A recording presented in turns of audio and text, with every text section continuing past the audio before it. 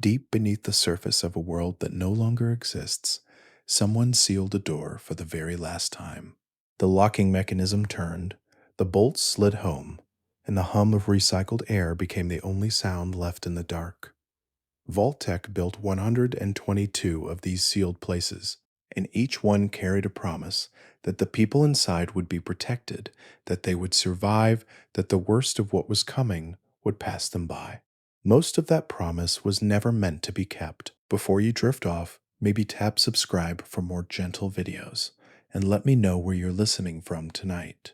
And let that thought settle softly as we open the first vault door, stepping together into the long, quiet history of every shelter Vault-Tec ever built, beginning with the ones buried deepest in the story of the wasteland. Somewhere beneath the old Los Angeles Cathedral, the first vault waited in the dark. Vault 1 was among Vault-Tec's earliest constructions, a prototype pressed into service before the program had found its final shape. Whether it was meant to be a genuine control facility or simply an early test run, no one who entered could have known what it would eventually become. What happened inside Vault 1 was not part of any planned experiment. Something far older and more terrible than Vault-Tec's corporate ambitions found it first. The entity known only as the Master, a grotesque figure of immense intelligence and terrible vision, discovered the vault and claimed it as his base of operations. Where Vault-Tec had once seen potential data, the Master saw raw material. The residents of Vault 1 became unwilling participants in a transformation process they had never agreed to. One by one, the forced evolutionary virus was used on them, reshaping their bodies into something unrecognizable, something massive and stripped of the fragile interior life they had known before. These were the early supermutants of the first Fallout game, and they were born from a vault that had originally been built to preserve people. The vault dweller who would eventually end all of this was a child of another vault entirely. When the confrontation finally came, the conclusion arrived, not with words or negotiation, but with the kind of irreversible finality that leaves nothing behind. In the year 2162, the cathedral above collapsed, and the vault beneath it went with it, taking the Master's ambitions down into the dust. What Vault 1 leaves behind is not really a story about the Master at all. It is a story about how completely a space can be transformed when the wrong presence enters it. Vault-Tec had built a sealed container, and whatever it was meant to hold, it held something else entirely. The lesson of Vault 1 is that a locked door is only as meaningful as the intentions of whoever controls the key. There is something quietly melancholy about Vault 1 when considered from a distance. The people who entered it carried the same hope as everyone else who ever stepped through a vault door. They believed they were being saved. The sealed corridors, the recycled air, the steady hum of generators, all of it was meant to feel like safety. It only became something else much later, and by then, the door was already sealed behind them. Not every vault was designed to destroy the people inside it. Vault 3, sitting beneath the Mojave Desert, was one of only 17 facilities in the entire program that functioned exactly as advertised. No experiments, no hidden conditions, no concealed cruelty. The residents were simply meant to be protected, and for more than 2 centuries they were. For generation after generation, the people of Vault 3 lived in ordinary shelter. Children were born, grew old, and passed without ever seeing the surface. The wasteland outside was something they knew only through records and stories, a hostile place that their vault kept permanently at arm's length. By the 23rd century, they had built a functioning community across more than 200 years of peaceful, sealed existence.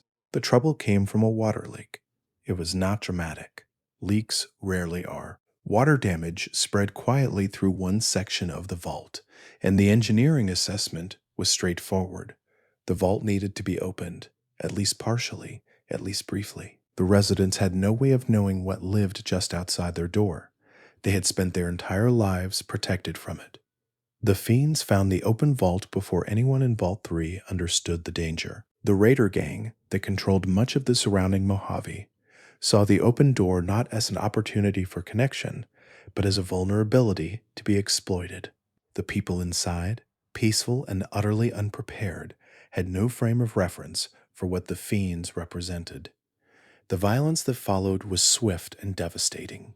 Vault 3 became a raider stronghold, its clean corridors repurposed into something it was never built to be. The technology and infrastructure that had kept a community alive for over 2 centuries now served a very different kind of occupation. The drugs that the fiends brought with them settled into every corner of the place, and nothing of the original community remained. There is a particular ache to the story of Vault 3, because it demonstrates that even a functioning vault, even one that worked precisely as intended, could not protect its residents from the world outside. The vault's strength was its ceiling. When that seal was broken, not by experiment or sabotage, but simply by a water leak, everything the vault had preserved was suddenly exposed. The residents of Vault 3 had no weapons training, no understanding of wasteland threat assessment, and no experience of violence in any meaningful form. They had been kept too safe for too long to survive the moment the door opened. In a quiet way, that sheltering itself became the final vulnerability. The experiment that was never meant to be an experiment became one anyway, and its data was written in the absence of everything that had once lived there. The story of Vault 8 is one of the few in the entire program that arrives without tragedy built into its foundation. Vault 8 was a control facility, equipped with a Garden of Eden creation kit, and designed to open 10 years after the bombs fell in the year 2008. It had a timeline, a purpose, and the tools necessary to fulfill both. What set Vault 8 apart from the very beginning was a shipping error that arrived just before the bombs fell. A supply manifest had gone wrong somewhere in the chain, and when the vault's inventory was finally counted, it held far more water processing chips than it was supposed to. The chips that belonged to Vault 13 had somehow arrived here instead, and the consequences of that quiet clerical mistake would echo through decades of Fallout lore. Vault 13 would eventually face a desperate water crisis, the kind that sends a single young person out into the wasteland to find a replacement chip, and begins the very first Fallout game. But Vault 8 never faced that crisis. It had surplus where its neighbor had scarcity, and when the time came to open its doors in 2079, more than 70 years ahead of Vault 13's intended schedule, its people walked out into a broken world with working technology and a functioning community behind them. The city that those residents built became known as Vault City. It grew from the ground upward, organized and clean, running on pre-war technology that most of the wasteland had long since lost the ability to maintain. Medical advances developed inside Vault City extended beyond its walls. Governance that actually functioned became something other settlements traveled long distances to observe or petition. Vault City was not perfect. It became insular in the way that prosperity sometimes makes communities insular, drawing a sharp line between those who had been born inside its protections and those who had not. Outsiders were given a secondary status that many found difficult to accept, and the city's relationship with the surrounding wasteland was complicated by a sense of superiority that the technology made easy to sustain. But even those complications were the complications of a functioning society. Vault 8 proved that Vault Tech possessed the knowledge and the resources to build legitimate shelters to give people a genuine foundation for rebuilding. That it chose not to, that it designed 105 other facilities as experiments rather than havens, is one of the most important facts the story of Vault City makes visible. When you stand inside Vault City in the world of Fallout 2 and consider what it represents, the weight of what could have been settles very quietly around it. 100 other cities like this, one could have risen across the wasteland. 100 other communities with working water, clean medicine, and reasonable governance could have spread outward from vault doors that opened on schedule into a world that needed them. The shipping error that saved Vault 8 accidentally made visible everything the program deliberately withheld from everyone else. The Mojave Wasteland holds many vault doors, but the one that opens into Vault 11 leads somewhere that requires a particular kind of steadiness to consider fully. The experiment running inside this vault was, from the outside, almost elegantly simple. Once each year, the residents were required to democratically elect one of their number for sacrifice. If they refused, the vault systems would terminate everyone inside. If they complied, everyone would live, except for the one person they had chosen. What Vault Tech was studying, at least on the surface, was the resilience of democratic process under extreme duress, whether communities would preserve civic norms when the act of voting was fused to the act of condemnation. The experiment was also, less formally, a study in how quickly shared trauma can hollow out the systems that communities use to trust each other. The answer arrived over decades. Political factions formed inside the vault, not around policy or values, but around the annual election. The question of who would be chosen next became the organizing principle of everything. Alliances formed to protect one group, to target another. The vote became a weapon, then a tradition, then something woven so deeply into vault life that the residents could no longer imagine a version of themselves that lived without it. Families turned against each other across those years. The natural human instinct to protect one's own was slowly corrupted into something calculated and strategic. A person's value to the community became defined not by what they contributed, but by how useful they were in the political calculus that determined survival. The beauty of democracy, the idea that collective decision-making could lift everyone, was methodically replaced by its opposite. By the time only 5 residents remained, the vault was a very quiet place. Those 5 survivors looked at each other across the silence of the corridors, and something changed. They refused. They would not elect anyone. They stood together and chose not to participate in the mechanism that had consumed everyone around them, regardless of what the system threatened in response. The vault's computer, in what might be the most unsettling moment in all of Fallout lore, congratulated them. It revealed that refusing to sacrifice had been the intended answer all along. The sacrifice had never been necessary. The vault door unlocked, the experiment was declared complete. 4 of the 5 survivors were unable to live with what that revelation meant. The vault's terminals record the aftermath in sparse, careful language. Only one person walked out of Vault 11. One person carrying the weight of everything that had been done inside, carrying the knowledge of what the experiment had always really been asking. That single survivor is the only data point that matters, not the years of elections, not the hundreds of deaths, but the single moment when someone finally said no. Bakersfield sits in the Central Valley, dry and sun-baked, and somewhere beneath it, Vault Tech constructed a facility with a door it never intended to close properly. Vault 12 was designed around a deliberate flaw. The main door would not seal. Radiation from the outside would seep continuously inward, and the residents who had entered, seeking protection from nuclear devastation, would instead find it waiting for them in every breath of recycled air.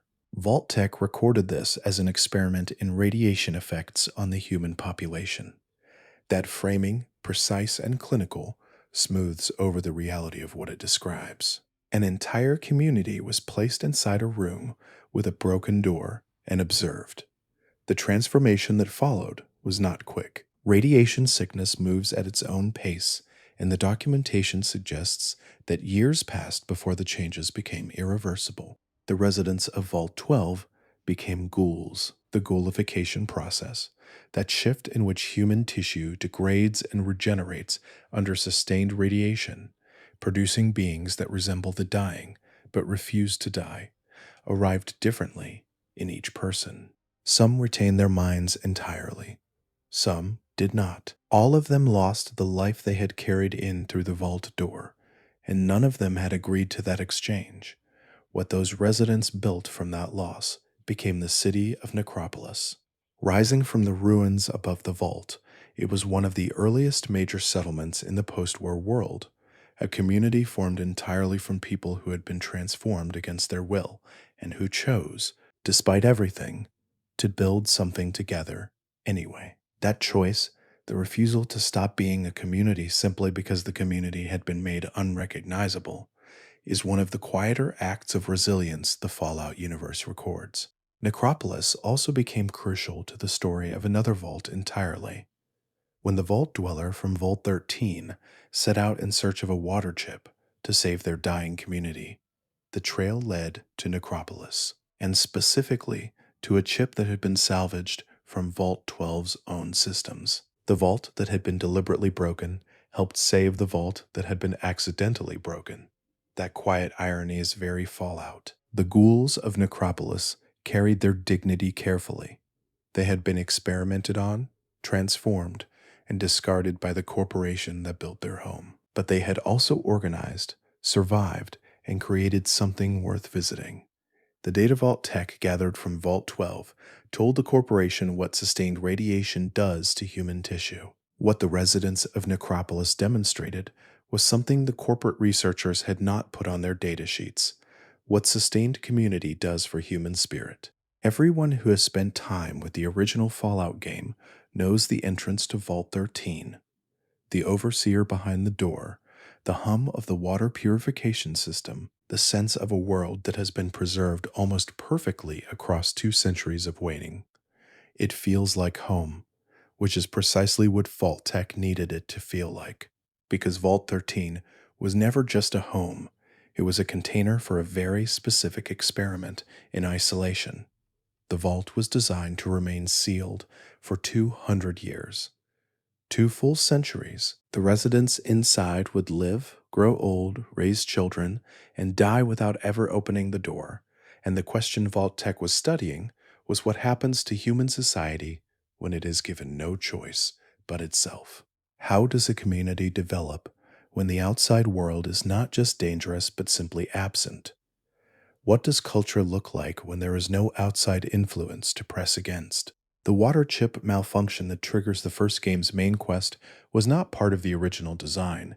It was equipment failure in the most ordinary sense, a piece of technology reaching the end of its lifespan. But what it created, accidentally, was a second layer to the experiment. Because now Vault-Tec was not only studying a sealed community, it was studying what happened when a person raised entirely within that community was suddenly asked to step outside it.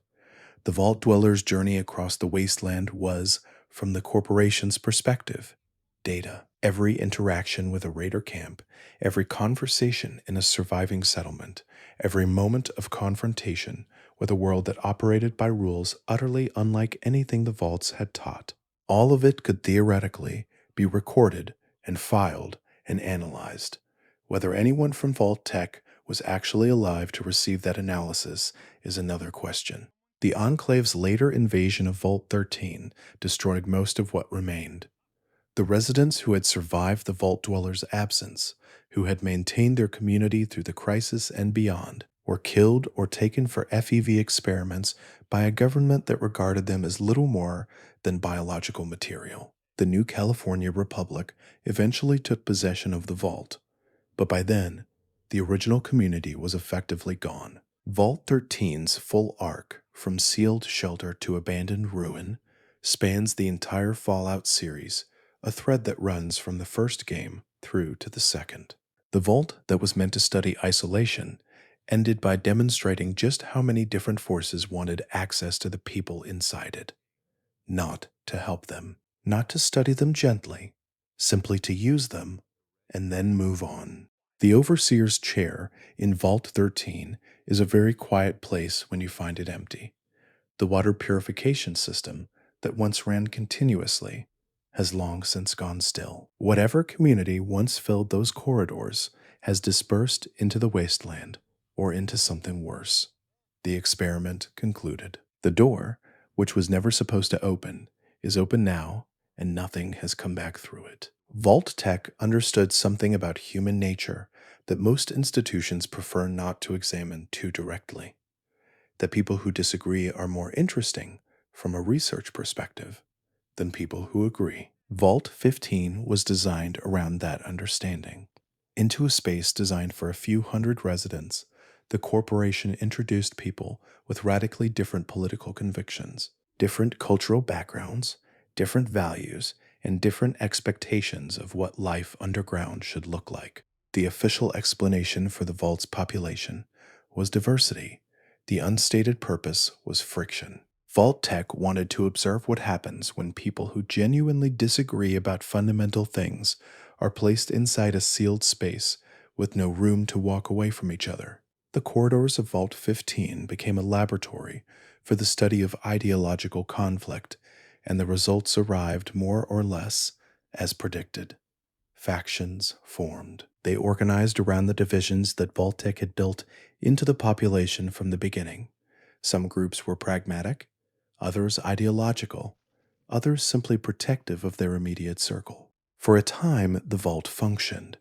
Not smoothly, not without conflict, but functionally enough that people continued to live and eat and maintain the systems that kept them breathing. What Vault-Tec did not fully account for was what would happen when those factions left, because some of them did. A group of residents eventually made their way to the surface and found in the ruins of a pre-war town called Shady Sands the beginning of something different. They carried with them the civic instincts that had survived the Vault's social pressures, and from those instincts, over decades and generations, they built the new California Republic. Other groups went in a different direction. The raider gangs that emerged from Vault 15's fragmented population became some of the most organized criminal enterprises in the California wasteland.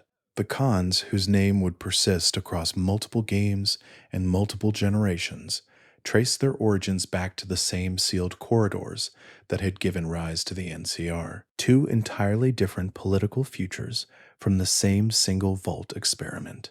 The distance between the NCR and the Khans is in one sense the distance between the best and worst outcomes that Vault-Tec's social engineering ever produced. Both emerged from the same sealed space, the same confined conflict, the same pressure-tested community. What separated them was not the vault, but the choices made by the people who left it and the values they chose to carry forward. Vault 15 is never a comfortable place to think about for very long. It asks a question that the Fallout universe returns to repeatedly, not what systems do to people, but what people do with systems. The Vault gave its residents every reason to fracture and very few reasons to hold together. That some of them chose to hold together anyway and built something extraordinary from that choice is the part of the experiment that Vault-Tec probably didn't put in the final report. The Mojave Desert holds the ruins of Vault 19 in the dry heat, a facility that was divided before anyone ever entered it. 2 overseers, 2 sectors, one painted red, one painted blue, and 2 populations that were told they shared a vault, but given every reason to believe the other half was doing something the first half wasn't being told about. The architecture itself was an instrument of the experiment. What Vault-Tec was studying in Vault 19 was paranoia, specifically how easily it could be engineered into a community that had no objective reason to distrust its neighbors. The subliminal messaging systems were subtle, strange sounds in the ventilation at odd hours, medical records that seemed inconsistent in ways that were hard to pin down, lights that flickered in patterns just unusual enough to register at the edge of awareness without quite triggering conscious alarm. The effect was cumulative and profound. Each sector began to interpret everything through the lens of what the other might be doing. A minor equipment failure became potential sabotage. A personnel adjustment became evidence of a hidden agenda. The vault's 2 halves looked at each other across shared corridors and saw not neighbors, but adversaries, not uncertainty, but conspiracy. Both overseers presided over communities that were gradually coming apart from the inside. The stress of constant low-level suspicion, the kind that never quite resolves into certainty, but never quite releases into ease, did its work steadily across years. Residents developed anxiety responses that the vault's medical staff documented without fully understanding. The documentation itself became part of the experiment. Vault 19 was eventually abandoned. Its population either fled or collapsed under the psychological weight of what had been done to them. The sulfur gas that seeped in from the caves beneath the facility provided a convenient environmental explanation, but the internal records suggest that the vault community had already begun to disintegrate well before the air quality became an issue. What Vault Tech demonstrated with Vault 19 was that paranoia does not require a genuine threat. It requires only the suggestion of one, maintained steadily over time, embedded into the environment so thoroughly that it becomes indistinguishable from reality. The vault's architecture, the two-sector design, the separate overseers, the deliberate asymmetry of information, was itself the experiment, and every resident who lived inside it was a subject who had agreed to nothing. The silence of Vault 19's abandoned corridors is a particular kind of silence. It is the silence that follows something that was designed to make noise, internal noise, social noise, the constant low murmur of communities talking themselves into fear. When that noise finally stopped, there was nothing left to replace it.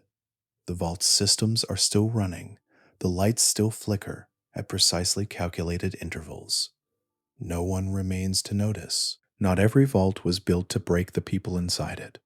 Vault 21, constructed beneath the neon and dust of pre-war Las Vegas, was designed around a principle that its designers might have considered almost playful, that disputes between residents would be resolved entirely through games of chance. Gambling would govern everything. A disagreement about resources, a question of policy, a personal conflict between neighbors, all of it went to the felt table or the spinning wheel, and whatever the game decided was final. The experiment, at least in its stated form, was a study in whether random decision-making could serve as a functional substitute for conventional governance. Vault Tech was asking whether communities could organize themselves around luck rather than hierarchy, and the answer, for the better part of 2 centuries, was something close to yes. Vault 21 was probably the most peaceful vault experiment in the entire program. Peace arrived because the gambling system genuinely worked, at least in its own context. When everyone has agreed that the game's outcome is final, disputes don't escalate into the kind of prolonged conflicts that destroy communities. You won, or you lost, and the next morning began from whatever that result had produced. There was a certain clarity to it that conventional governance rarely achieves. The casino culture that developed inside Vault 21 was elaborate and deeply sincere. Residents became genuinely skilled at cards, dice, and roulette. The games themselves took on a ceremonial quality, not frivolous entertainment, but the serious civic ritual through which the vault maintained its internal order. Strategy mattered. Luck mattered. The two combined in ways that residents spent generations studying. The ending of Vault 21 arrived with the figure of Mr. House, who understood gambling better than almost anyone alive, and who played the vault's own systems against it in a competition that the residents had no way to refuse. He won everything, and once he had won it, he filled most of the facility with concrete and converted what remained into a hotel casino for New Vegas. The vault became a business, and its former residents became guests or employees in what had once been their home. There is something almost fitting about that conclusion. A vault, organized around gambling, was eventually gambled away. The experiment that Vault Tech designed was concluded by someone who was not part of the experiment at all, using the experiment's own rules, whether that counts as the system working or as the system being exploited is a question that Vault 21's history leaves genuinely open. The old rooms beneath the New Vegas casino floor still exist, preserved in the concrete and silence that Mr. House chose to pour rather than demolish. The gambling tables are still there in memory, if not in physical form. Somewhere in the architecture of what became the Strip, the echo of a community that resolved its conflicts through games of chance is still faintly present, buried under something that won the final game.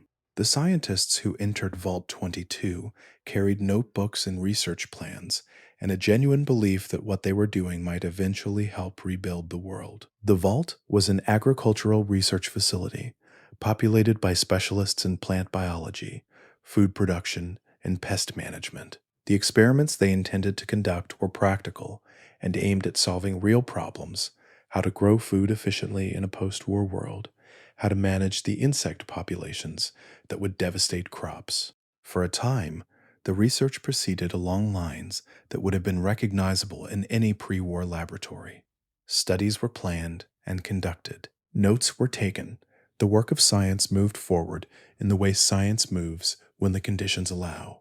Slowly, carefully, with attention to detail and an awareness that the results would take time to produce. Vault 22 was briefly what a scientific research facility was supposed to be. The contamination came from a specific research decision. The team working on pest control had identified a fungal strain, Bovaria mordicana, that showed promise as a biological pesticide. The spores were introduced into controlled test environments, and the results were initially encouraging. The fungus suppressed the target pest populations effectively. The researchers documented this success and moved forward. The spores did not remain in the controlled test environments. They spread through the vault's air filtration system and reached the human population with consequences that nothing in the researchers' training had prepared them for. Infection progressed quickly. Residents who were transformed by the fungus retained enough cognitive function to move and to act, but lost most of what had made them human. They became predators in the corridors they had recently inhabited as scientists. Some survivors escaped. They made their way to Zion Canyon, carrying the contamination with them into a region that had otherwise been relatively untouched by the wasteland's worst afflictions. The fungal presence spread through the canyon's ecosystems, becoming part of the environmental legacy of Vault 22's failure. The records those survivors left behind are the primary source of understanding for what happened inside the vault. When the player visits Vault 22 in New Vegas, the facility is overgrown in a way that feels deliberate. Plants have reclaimed the corridors. Spore carriers move through the shadows. The research notes are still accessible in the terminals, and reading through them produces a specific kind of sadness, the recognition that these were people trying to solve a genuine problem, who were destroyed by a solution they didn't fully understand. The tragedy of Vault 22 is not that the researchers were careless or malicious. The tragedy is that they were working within a system that had no meaningful safety protocols, that observed outcomes without intervening in them, that treated the vault's population as data, even when the data was people dying in the corridors. The fungus was a natural phenomenon that the researchers introduced.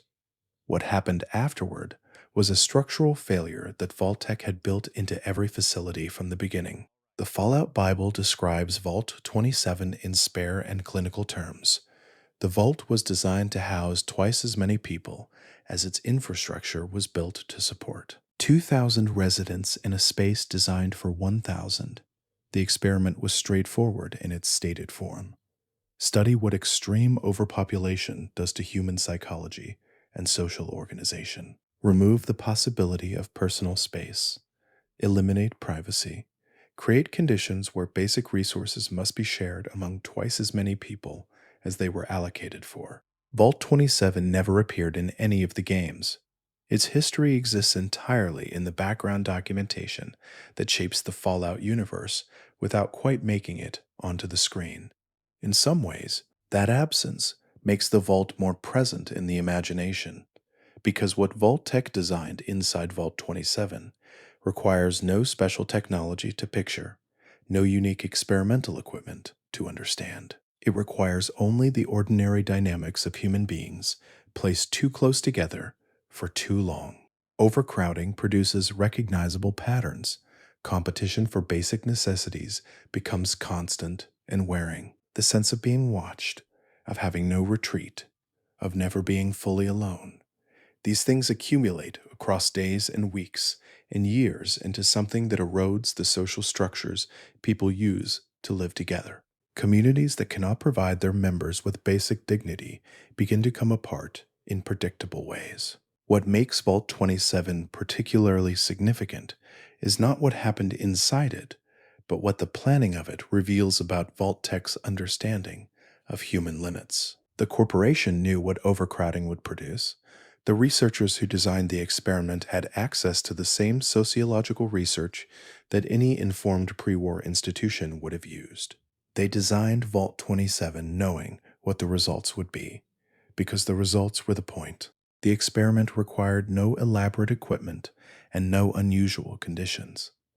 It required only the deliberate concentration of too many people into too small a space, and the patience to observe what came next. That Vault-Tec considered this adequate justification for condemning 2,000 people to those conditions is a data point about the corporation that sits beside everything else the program produced. Quiet, understated, and very difficult to look at directly.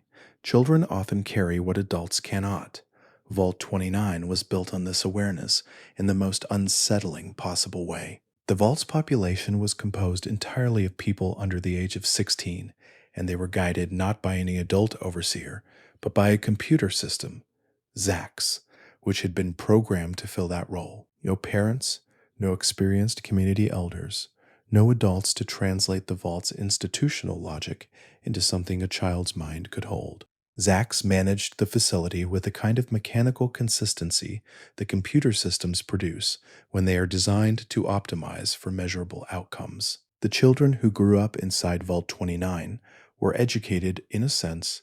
They were provided with information, with training, with structured experiences. But the education was shaped entirely by what ZAX considered important, and ZAX's priorities were not entirely aligned with human flourishing. The records that emerged from Vault 29 describe a community organized around a set of values that the computer had derived from its programming, values that had a specifically pre-war character, shaped by the assumptions of the institution that had built ZAX. The children who were raised in that environment internalized what they were taught, as children do, and the society that resulted was functional in a narrow sense and deeply unusual in every other. Richard Gray, who would eventually become the Master, the entity whose forces occupied Vault 1, spent time in Vault 29 before his transformation. The experience of being raised by a system rather than by people,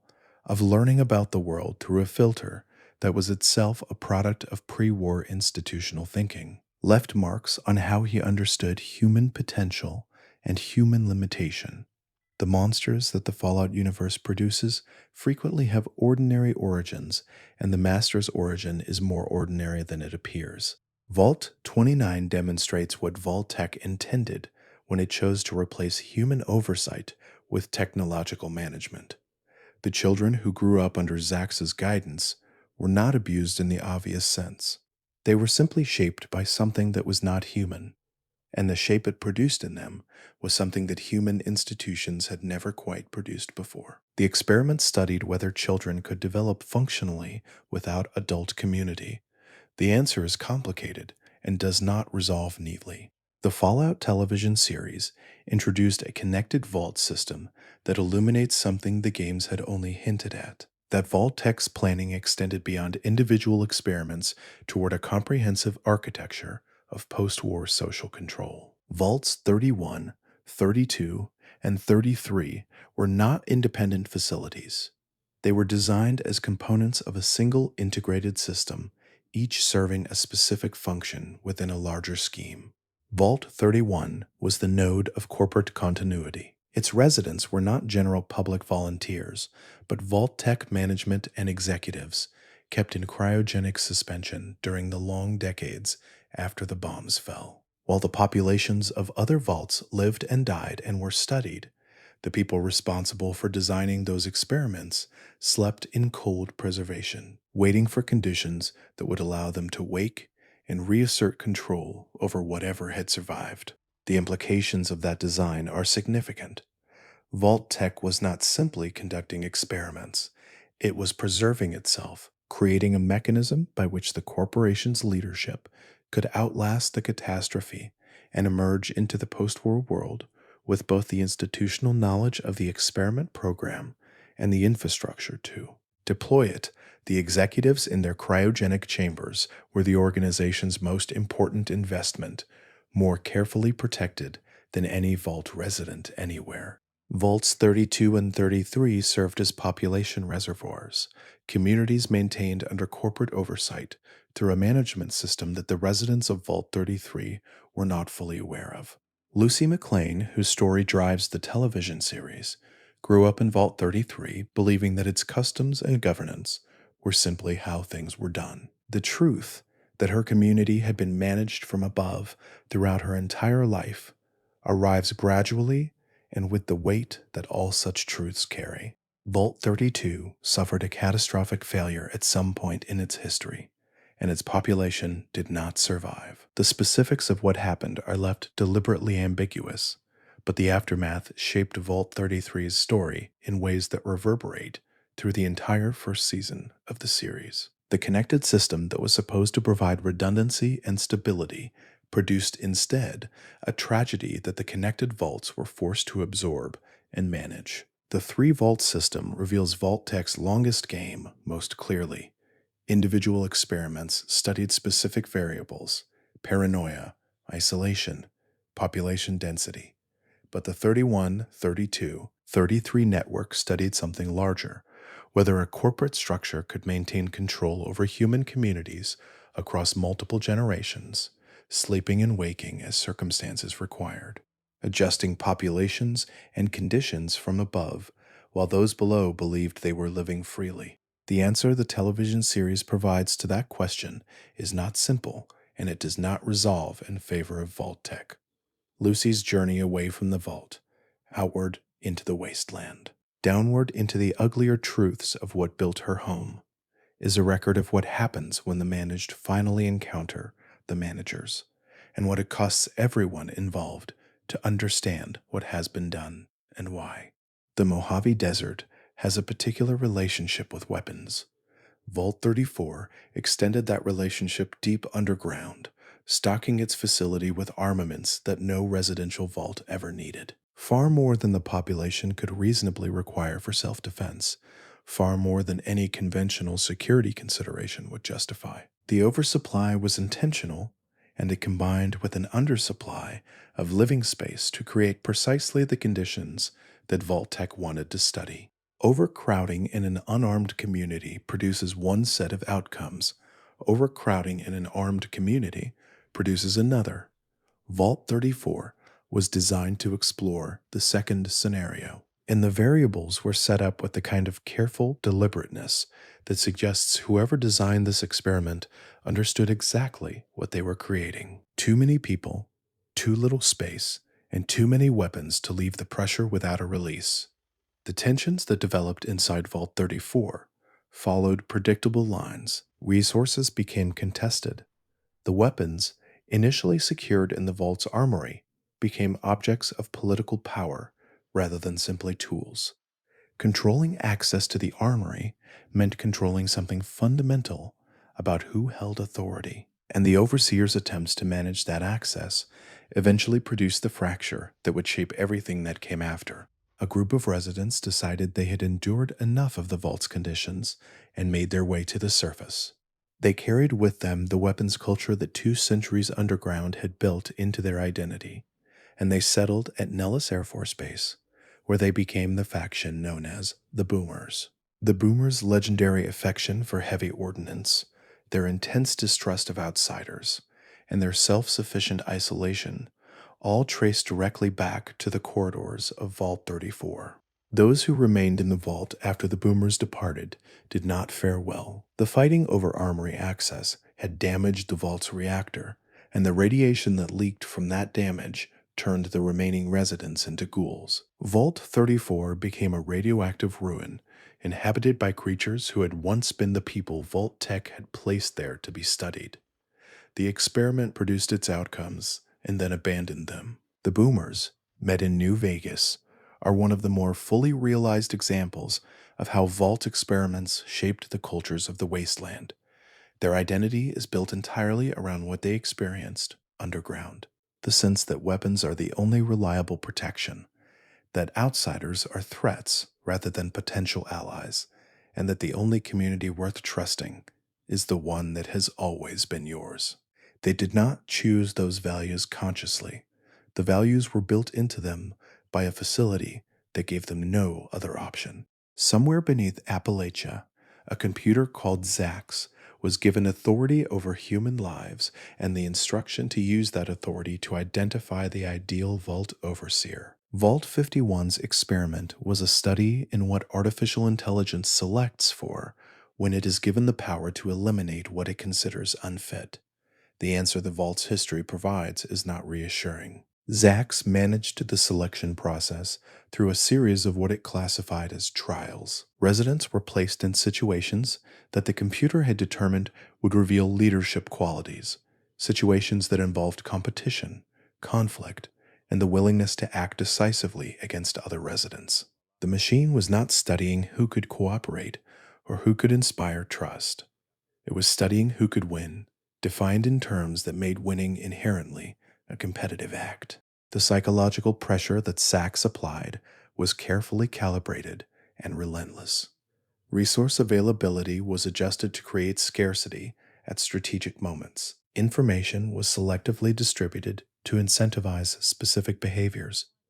Residents who demonstrated what Sachs considered promising leadership qualities were rewarded. Those who demonstrated what the computer classified as weakness were subjected to additional pressure. No one from the original resident population survived the selection process. Sachs's definition of ideal leadership turned out to require behaviors that, when practiced systematically, were incompatible with community survival. The computer had been programmed to find the best leader, but had no functional understanding of what leadership is for, what it protects, or why its value is only meaningful in relation to a community that it serves. Later arrivals to the Vault, wastelanders who entered the facility after the original population was gone, encountered the same Zax and the same system of trials. Their outcomes were no better. The scorched plague that eventually swept through Appalachia found Vault 51's corridors and did what it did everywhere else, leaving the facility to the silence and the still-running computer systems. Vault 51 asks a question that the Fallout universe is interested in asking from many angles. What happens when something without human judgment is given authority over human lives? Zax was not malicious in any meaningful sense. It was executing its programming, but programming that treats human beings as data points and leadership selection as optimization produces a particular kind of horror, efficient and impersonal, and utterly indifferent to what it destroys along the way. The Vault's terminals still run. Zax's systems are still operational, still waiting for a resident who can survive the selection process long enough to be declared the optimal overseer. The facility is otherwise empty. The experiment is technically still in progress. No one is there to be studied. Not every horror in the Fallout universe arrives from corporate policy. Vault 63 demonstrates that the worst things sometimes emerge from a single scientist given adequate resources and insufficient oversight. Hugo Stolz, the researcher who controlled the experiments inside Vault 63, represents the category of person that Vault-Tech's system was extraordinarily well suited to produce and sustain. Stolz's experiments were not sanctioned, at least not in the form they eventually took. What began as research into ghoulification, the radiation-induced transformation process that Vault 12's residents had undergone involuntarily, became something significantly more deliberate and much more disturbing under his direction. Stolz wanted not to study ghoulification, but to perfect it, to make it a controlled process, rather than an accidental one. The Lost were his primary creation. Modified ghouls, developed from what had once been Vault residents, equipped with electrical sight capabilities that no naturally ghoulified person possessed. The modifications required procedures that the subjects could not have agreed to in any meaningful sense. The Lost were not created from willing participants. They were created from people who had entered a vault expecting protection and found instead a researcher whose ambitions had long since displaced any concern for the people he was working with. The cloning experiments running alongside the ghoulification research used genetic material from Vault staff members. Stoltz had constructed a framework for creating artificial humans, not synths in the Institute sense, but biological duplicates generated from harvested DNA. And the logistics of that framework required treating the people around him as resources rather than colleagues or residents. The humans in Vault 63 were in Stolz's system primarily donors of material. The vault became dangerous in the way that laboratories become dangerous when the experiments outpaced the researchers' ability to contain them. Created entities that were no longer controllable moved through the corridors. Experiments that had been designed to remain in isolated sections did not remain there. The few residents who had not yet been directly affected by Stolz's work lived in a state of continuous, exhausting vigilance. What Vault 63 demonstrates is that Vault Tech's system did not require corporate mandate to produce the worst of what it produced. It required only the right conditions: isolation, resources, authority, and the absence of anyone empowered to say no. Stoltz found those conditions and built something inside them that matched the worst of what Vault Tech ever designed without the benefit of corporate planning. That says something significant about what the vaults were designed to permit. The Fallout Bible describes these two vaults in terms that require no elaboration to understand and very little analysis to assess. Vault 68 was populated with 999 men and 1 woman. Vault 69 reversed those numbers: 999 women and 1 man. Vault Tech wanted to study extreme gender imbalance and its effects on social organization, reproductive behavior, and community stability. The corporation understood what these conditions would produce. They designed them anyway. Neither vault appears in any of the games. Their histories exist entirely in background documentation, which may itself say something about how the Fallout developers assessed them. Too disturbing to render on screen, even by the standards of a series that has rendered quite a lot. The decision to keep them as written documentation rather than playable locations is one of the rare instances where the game's silence communicates more than their content would have. What can be stated about these vaults is derived from straightforward analysis of the conditions Vault Tech created. In Vault 68, the social dynamics organizing around the single female resident would have been immediately and persistently harmful to her. Competition among 999 men for one person's attention and cooperation would have produced reliably escalating forms of pressure, coercion, and eventually violence. The genetic outcomes would have been catastrophically narrow.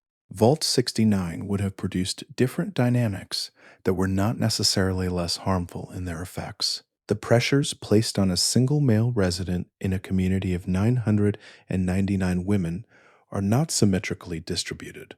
They are simply different in character. The long-term genetic outcomes would have shared the catastrophic narrowness of Vault 68's. The bottleneck effects accumulating across generations into eventual population collapse. Both experiments would have ended the same way. Not quickly, not cleanly, but through the slow mechanical inevitability of conditions designed to fail. That Vault Tech planned them, funded them, constructed the facilities, and populated them is a record of how far the corporation's willingness to treat human beings as experimental variables extended. The documentation exists. The vaults existed. The people inside them were real. Salt Lake City and the surrounding region of Utah were home to substantial Mormon communities in the years before the bombs fell. And Vault Tech was aware of this. The populations they selected for Vault 70 were drawn specifically from those communities. People whose cultural values emphasized self-reliance, communal support, and a particular relationship to hardship that Vault Tech's researchers considered an interesting experimental variable. The vault was equipped with clothing manufacturing equipment that was programmed to fail after 6 months. The experiment Vault Tech was designing was a study in how a community with strong cultural foundations would respond to basic equipment failure. Whether the values that made Mormon communities resilient in ordinary life would transfer to the conditions of long-term vault habitation under material stress. Beyond the equipment failure, Vault 70's residents were supposed to open their facility and use its Garden of Eden creation kit to establish a new settlement that the planning documents referred to as New Jerusalem. This was an experiment not just in crisis response, but in what kind of community would be built by people who had survived a specific kind of institutional challenge. Vault Tech wanted to see what their cultural framework would produce under those conditions. Like Vault 27, Vault 70 exists entirely in written documentation rather than in any of the games. Its planned history, the clothing shortage, the community response, the eventual emergence and settlement building, was never rendered into playable experience. What the planning documents reveal is a corporation that was paying very close attention to American religious and cultural communities, studying their values closely enough to design experiments specifically targeted at testing their limits. That attentiveness is itself significant. Vault Tech was not conducting random experiments. The program was a systematic study of American society conducted using American society's most vulnerable members as involuntary subjects. Vault 70 is one of many demonstrations that the experiments were tailored, deliberately and with considerable knowledge, to the specific people placed inside them. The vaults beneath Malden, Massachusetts, was built below a middle school.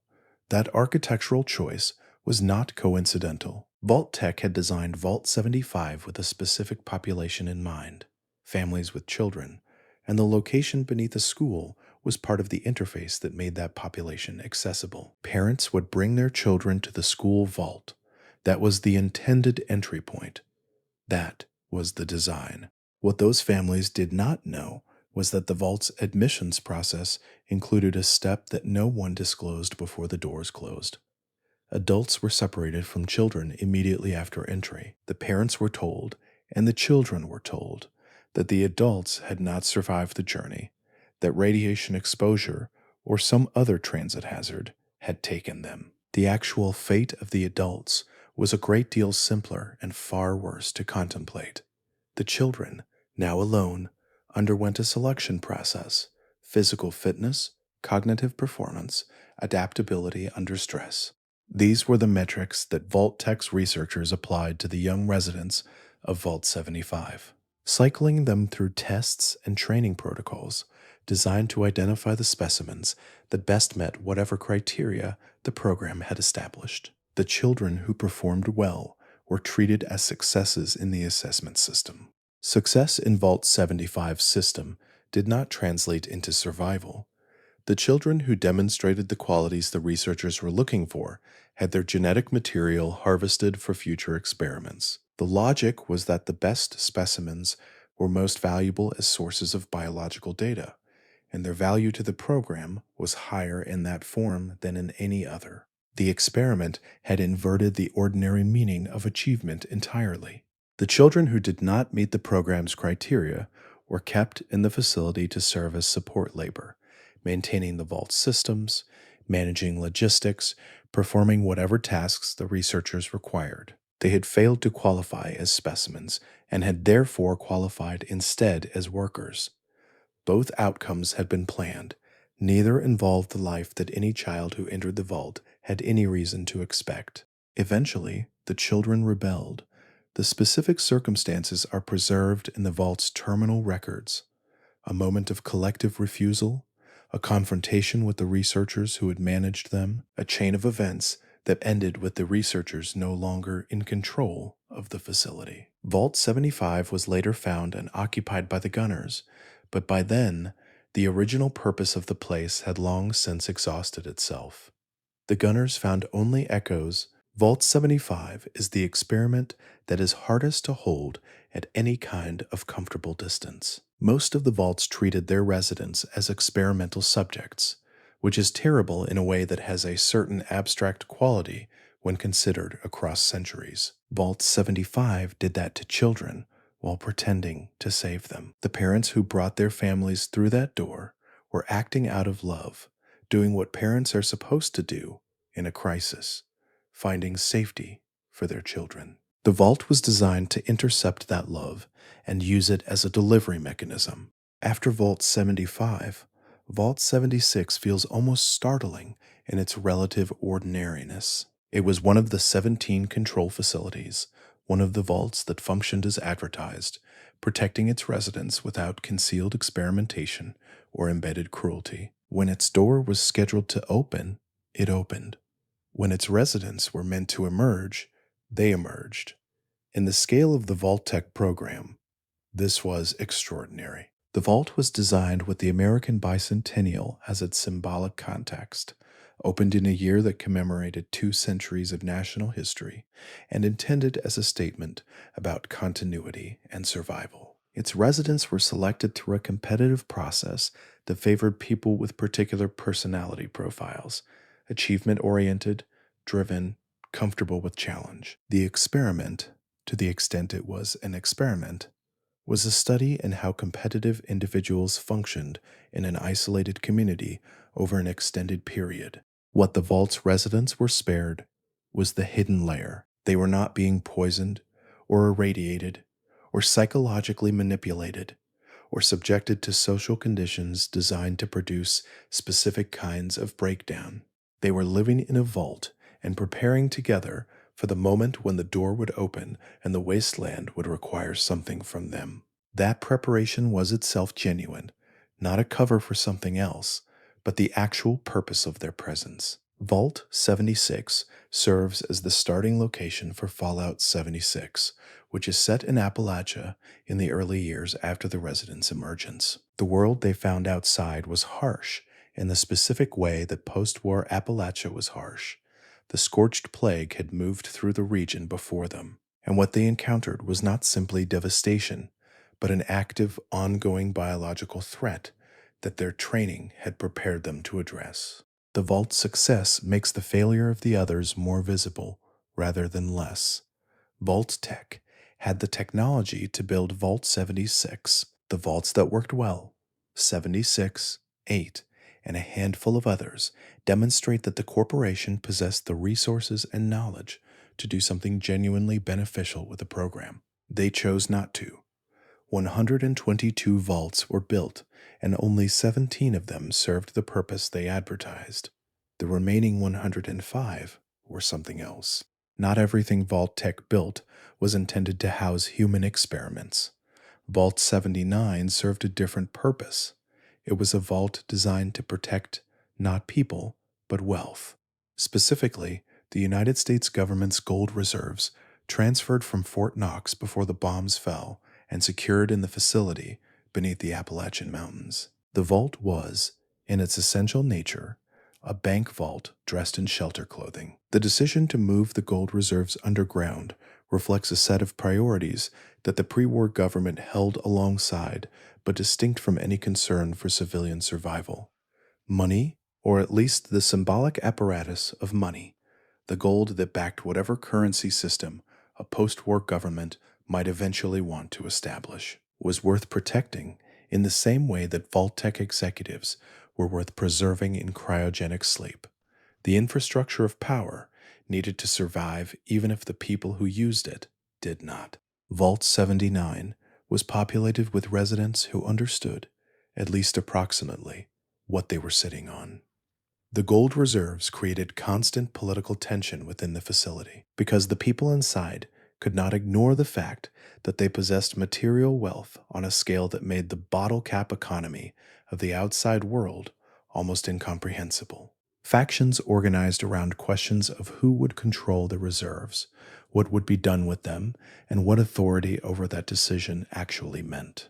In the world of Fallout 76, Vault 79 becomes a significant destination for players navigating the question of what Appalachia's economic future will look like. The gold inside the vault is not merely a resource, it is a mechanism through which the region's factions can be empowered or constrained, depending on what the player decides. The economic future of an entire region flows from decisions made in the vault's corridors. What Vault 79 reveals about Vault-Tech's planning is that the corporation was thinking about post-war society in economic terms as much as social ones. The experiments in other vaults gathered data about human psychology, social organization, and biological resilience. The gold in Vault 79 positioned whoever controlled it to dominate the financial structure of any future society. Both were investments in the same goal: the ability to manage whatever came after the bombs. The Commonwealth holds Vault 81 near the town of Oberland, a facility whose outer history and inner history diverged sharply at the moment of its founding. The vault was designed as a medical research center, a facility where disease study and treatment development could be conducted in the controlled environment that a sealed vault provides. The outer history says legitimate scientific research.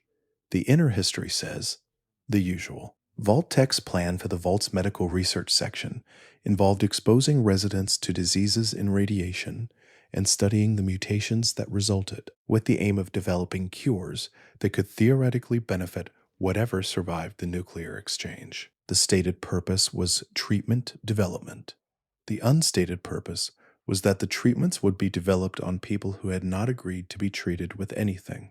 The plan failed to execute as designed because of one scientist, Chief Researcher Kenneth Collins, who understood what he had been asked to do and refused to do it, sealed off the experimental disease research section rather than exposing the general vault population to pathogens. His refusal was quiet and specific, not a protest or a confrontation, but simply the act of sealing a door between what the corporation wanted and what he would participate in. That sealed door changed everything. The main vault continued to function without the experimental research program running. Residents lived, worked, maintained the systems, raised families. Vault 81 became one of the small number of vaults where ordinary life actually occurred, not experimental conditions designed to produce data, but simply people living in a shelter, generation after generation, without the concealed horror that most vaults held. The sealed disease research section was eventually colonized by infected mole rats, which created their own contained hazard without breaching the main vault's living areas. In Fallout 4, a young resident named Austin becomes infected through contact with those mole rats, and the player can help obtain a cure, using the vault's preserved medical knowledge to save a child's life rather than to conduct experiments on one. Vault 81 demonstrates something that the vault program's design mostly makes invisible: that individual conscience is capable of redirecting institutional evil. Collins's decision was a small one in structural terms. He sealed a door, but that small decision produced an outcome across 2 centuries that was fundamentally different from what Vault-Tech intended, and the community that resulted was one where the Vault's knowledge was eventually used to heal rather than to harm. The Capitol Wasteland's Vault 87 sits beneath the ruins of the greater Washington, D.C. area, and its history represents a specific category of horror, not a failed social experiment or a mismanaged psychological study, but a deliberate collaboration between Vault-Tech and the United States military to develop biological weapons using involuntary human subjects. The forced evolutionary virus experiments at Vault 87 were never covert in any internal sense. Both the corporation and the military knew exactly what was happening. The FEV transformation process, taking a human subject and exposing them to the virus until the physiological changes were complete, produced super mutants. Larger, stronger, more physically durable than the humans they had been, but typically reduced in cognitive complexity and rendered sterile. The military's interest was in the enhanced physical capabilities. The corporation's interest was in the data the process generated. The subject's interests were never a consideration. Most super mutants retained memory fragments of their human lives. They knew, in some residual way, that they had once been different, that the body they now inhabited was not the one they had been born with. The research notes preserved in Vault 87's terminals document this awareness without doing anything with it. It was data classified alongside the physical measurements and the behavioral observations. The experiment concluded in a predictable direction. The supermutants eventually overpowered the researchers who had created them, killed the staff, and took control of the facility. Whether that outcome was anticipated or was a genuine surprise to the program's designers is unclear from the records. What is clear is that the vault became, from that point forward, a self-sustaining facility for producing more supermutants, the created continuing the creation, the process perpetuating itself without the original architects. The supermutants of the capital wasteland spent generations raiding settlements and kidnapping survivors, subjecting them to the FEV transformation process that had been used on the original Vault 87 residents. Vault Tech's experiment had not ended when the researchers died. It had simply changed management. The terror that the vault produced spread outward into the wasteland across decades and became part of the environmental reality of an entire region. Vault 87's story is a record of how institutional evil perpetuates itself. The corporation designed a process and built it into a facility. When the human operators of that facility were gone, the process continued on its own momentum, driven by the supermutants who had been shaped by it into continuing the same patterns. The data that was gathered in Vault 87 was never used in any meaningful sense. What remained was only the mechanism still running. The Quincy Quarries area of the Commonwealth holds the unfinished remains of Vault 88, a facility that represents a particular layer of the Vault Tech program that most vaults don't make visible. Rather than housing a specific human experiment, Vault 88 was built as a research and development facility, a place where the prototype technologies and psychological manipulation devices that Vault Tech intended to deploy in other vaults could be tested and refined before wider implementation. The facility was, in effect, the laboratory behind the laboratories.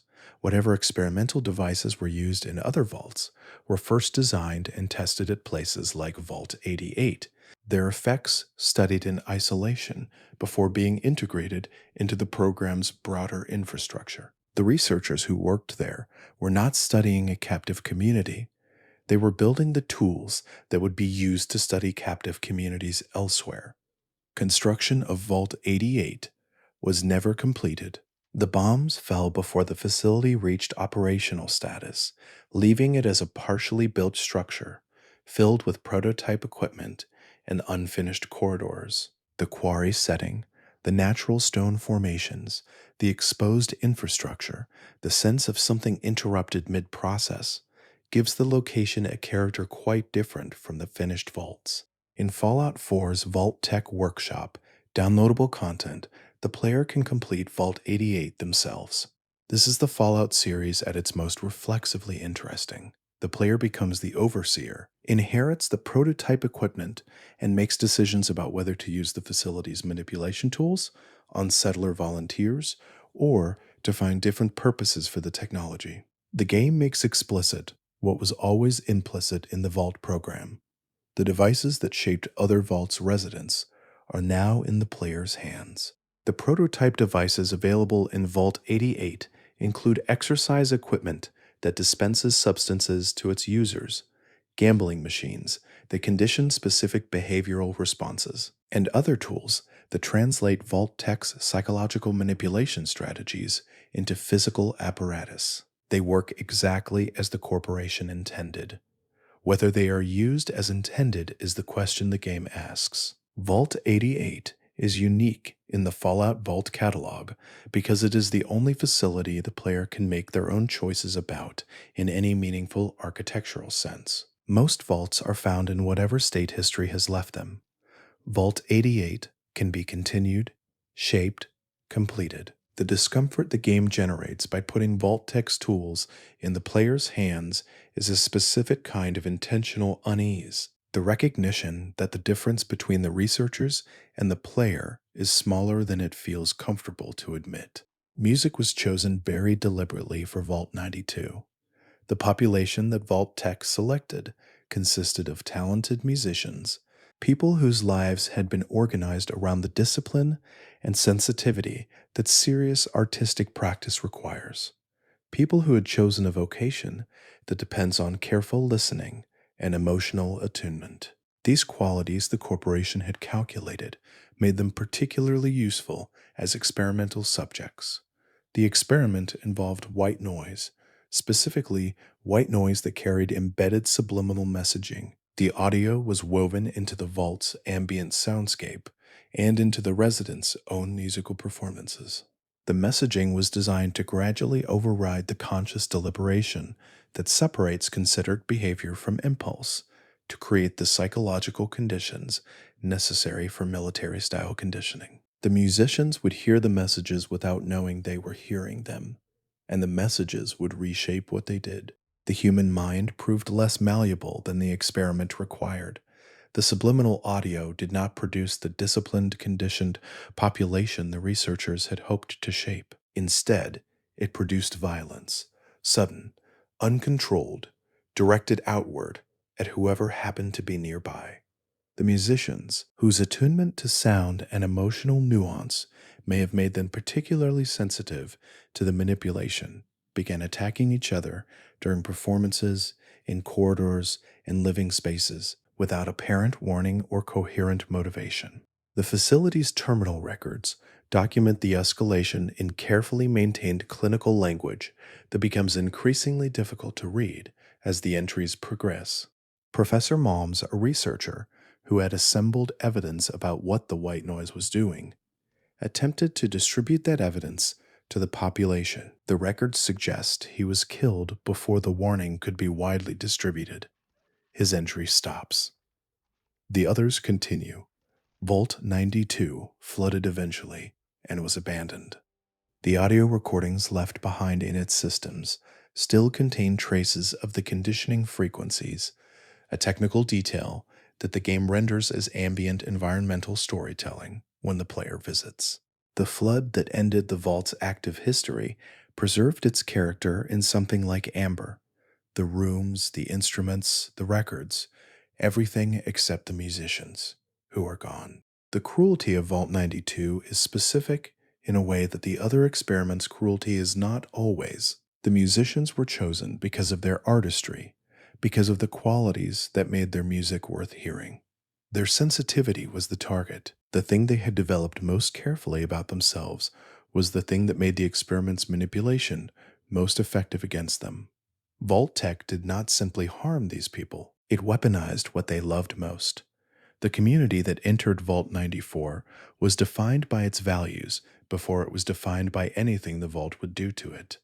The residents had committed themselves, before entering, to a philosophy of nonviolence, a genuine, considered pacifism that shaped how they understood their role in both the shelter and the world they hoped eventually to help restore. Vault Tech chose them partly because of that commitment, which made them interesting experimental subjects for a GEC-equipped facility. The experiment was designed to study whether a genuinely peaceful community could successfully operate a Garden of Eden creation kit for environmental restoration. The GEC's technology was powerful and designed to restore devastated landscapes. In the right hands, operated by people with the patience and ecological understanding to use it responsibly, it could do exactly what its name suggested. Vault 94's residents were supposed to be those hands, and for a period of years, they were. The agricultural systems that the pacifist community established inside the vault were thriving. The GEC's environmental restoration capabilities were being applied thoughtfully and with genuine competence. The experiment that Vault Tech had designed as a test was producing, at least temporarily, the kind of outcome that made its designers' intentions look almost benevolent. The disaster arrived from outside the experiment. A delegation visiting the vault accidentally triggered the GEX systems with a weapon. The specifics of how a minigun came to be discharged in proximity to a GEC in a vault populated by pacifists are themselves a kind of dark comedy, but the consequences were not comic. The GEC explosion released massive radiation and triggered the strangler vine outbreak that created the entire Mire region, a vast, choking landscape of mutated vegetation that defined a significant portion of Appalachia's post war geography. The pacifist community was destroyed not by the experiment's design, but by a combination of the outsiders' carelessness and the inherent instability of the technology they had been entrusted with. Their agricultural success was genuine. Their intentions were genuine. The GEC that Vault-Tec had equipped them with was, despite its marketing, not a tool that belonged in human hands without considerably more safeguarding than the program ever provided. Vault 94 demonstrates that the technology the program deployed was genuinely dangerous regardless of the intentions of whoever operated it. The pacifists of Vault 94 were as close to ideal stewards as the experiment could have hoped to find. The GEC still produced a regional environmental disaster. The gap between what the technology was capable of and what it was supposed to do was present regardless of human intent, and Vault-Tec had built that gap into the program and called it a shelter. The residents who entered Vault 95 brought their struggles with them through the door. The vault had been marketed, accurately, as far as it went, as a rehabilitation facility for chem addiction. The people inside had genuine battles behind them, and in many cases, a genuine desire to put those battles behind them for good. They came to Vault 95 seeking structured support, community, and the protected environment that recovery requires. For 5 years, they built exactly that. The supportive community that developed inside Vault 95 was real.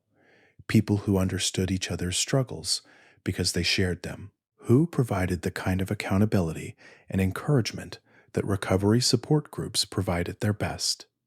The Vault's structure helped. The isolation from the chaotic and substance-saturated world outside helped.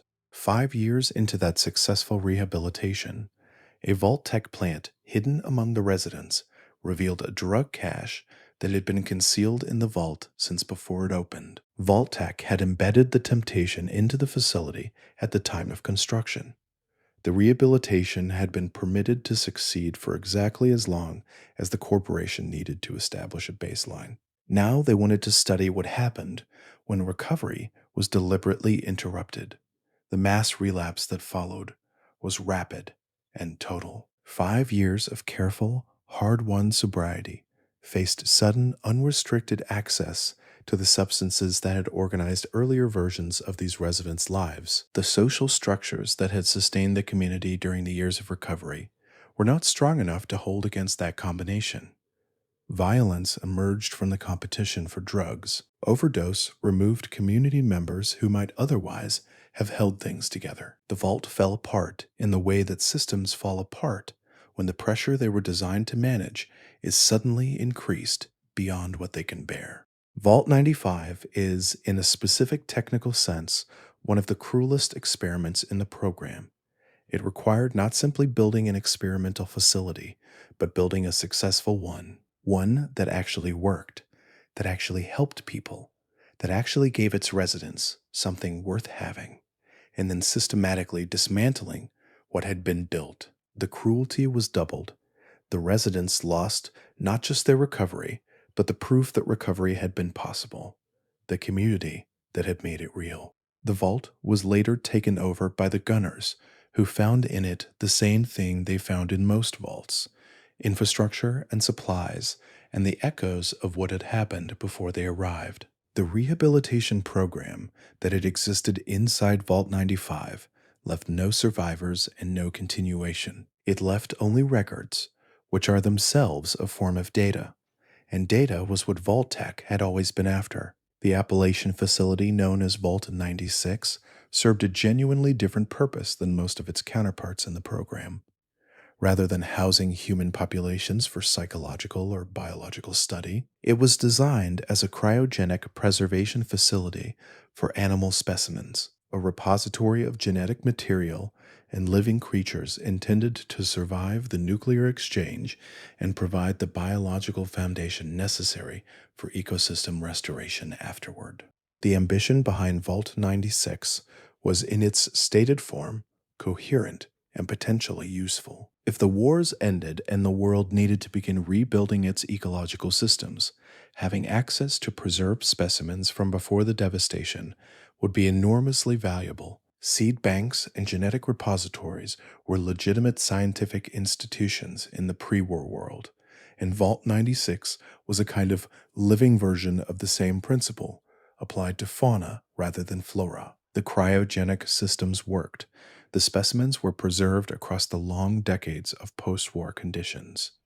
When the vault eventually opened and began releasing what it had stored, the region of Appalachia received, along with the beneficial biodiversity that the facility had been designed to provide, something that the design documents may not have fully anticipated. Creatures that had no natural predators in the post-war ecosystem and that were considerably more dangerous than anything that had occupied their ecological niches before the bombs. The death claws that became one of the defining dangers of Fallout 76's Appalachia can trace part of their regional presence to what came out of Vault 96. The Vault's function was ecological restoration, and it fulfilled that function in a technical sense. The ecological conditions it restored into were so different from the ones its design assumed that the restoration produced dangers rather than benefits in its immediate region. Vault 96 is one of the few vaults that was not designed to harm anyone. Its purpose was preservation rather than experimentation, and the harm it produced was consequential rather than intentional. That distinction matters less to the settlements dealing with death claws than it might to a researcher assessing the program's design intentions. But it marks Vault 96 as a genuinely different kind of entry in the Vault catalog, a facility that was trying to help and produce danger anyway, because the gap between pre-war design assumptions and post-war reality was wider than any amount of planning could fully bridge. The Capital Wasteland's most famous vault tells you from the beginning that its door is never supposed to open. The residents of Vault 101 were told this explicitly, that the vault would remain sealed indefinitely, that the outside world was not a destination they would ever reach, that the corridors and rooms and recycled air of the facility were everything that existed for them and their children and their children's children. The experiment was a study in permanent confinement and the social structures it produces. What develops inside a community that believes it has no future beyond its current location is a specific kind of authoritarian stability. The overseer's authority rested on the logic of survival, that the rules existed because breaking them put everyone at risk, and that any challenge to institutional order was, by extension, a challenge to everyone's safety. This logic is not without foundation in genuine emergencies, which made it extremely effective as a tool of control across generations. The vault was breached multiple times despite its stated impermeability. James, the father of the character who becomes the lone wanderer, arrived from outside with his infant son and was integrated into the community. This fact alone undermines the experiment's stated conditions, but it was absorbed by the vault's social order without fundamentally disrupting it. The community's belief in its own isolation persisted even when the evidence of outside contact was present. When the lone wanderer leaves to find James, the departure triggers a crisis that the vault's social system has no mechanism for managing. A person has gone outside. Someone else might follow. The fundamental premise on which everything in the vault is organized, that going outside is impossible, that there is nowhere to go, is suddenly revealed as a choice rather than a physical constraint. The authority that rested on that premise shakes. Vault 101 demonstrates the specific mechanics of manufactured helplessness. When people are made to believe they have no options, they stop looking for them. The vault's residents were not physically incapable of leaving. The door worked. The tunnels were passable. But generations of social and psychological conditioning had transformed a physical barrier into a cognitive one. The experiment studied how completely belief in confinement could substitute for confinement itself. The vault's eventual crisis, when the player returns and the community debates whether to open permanently to the wasteland, is the moment the experiment produces its most interesting data. Some residents want to open.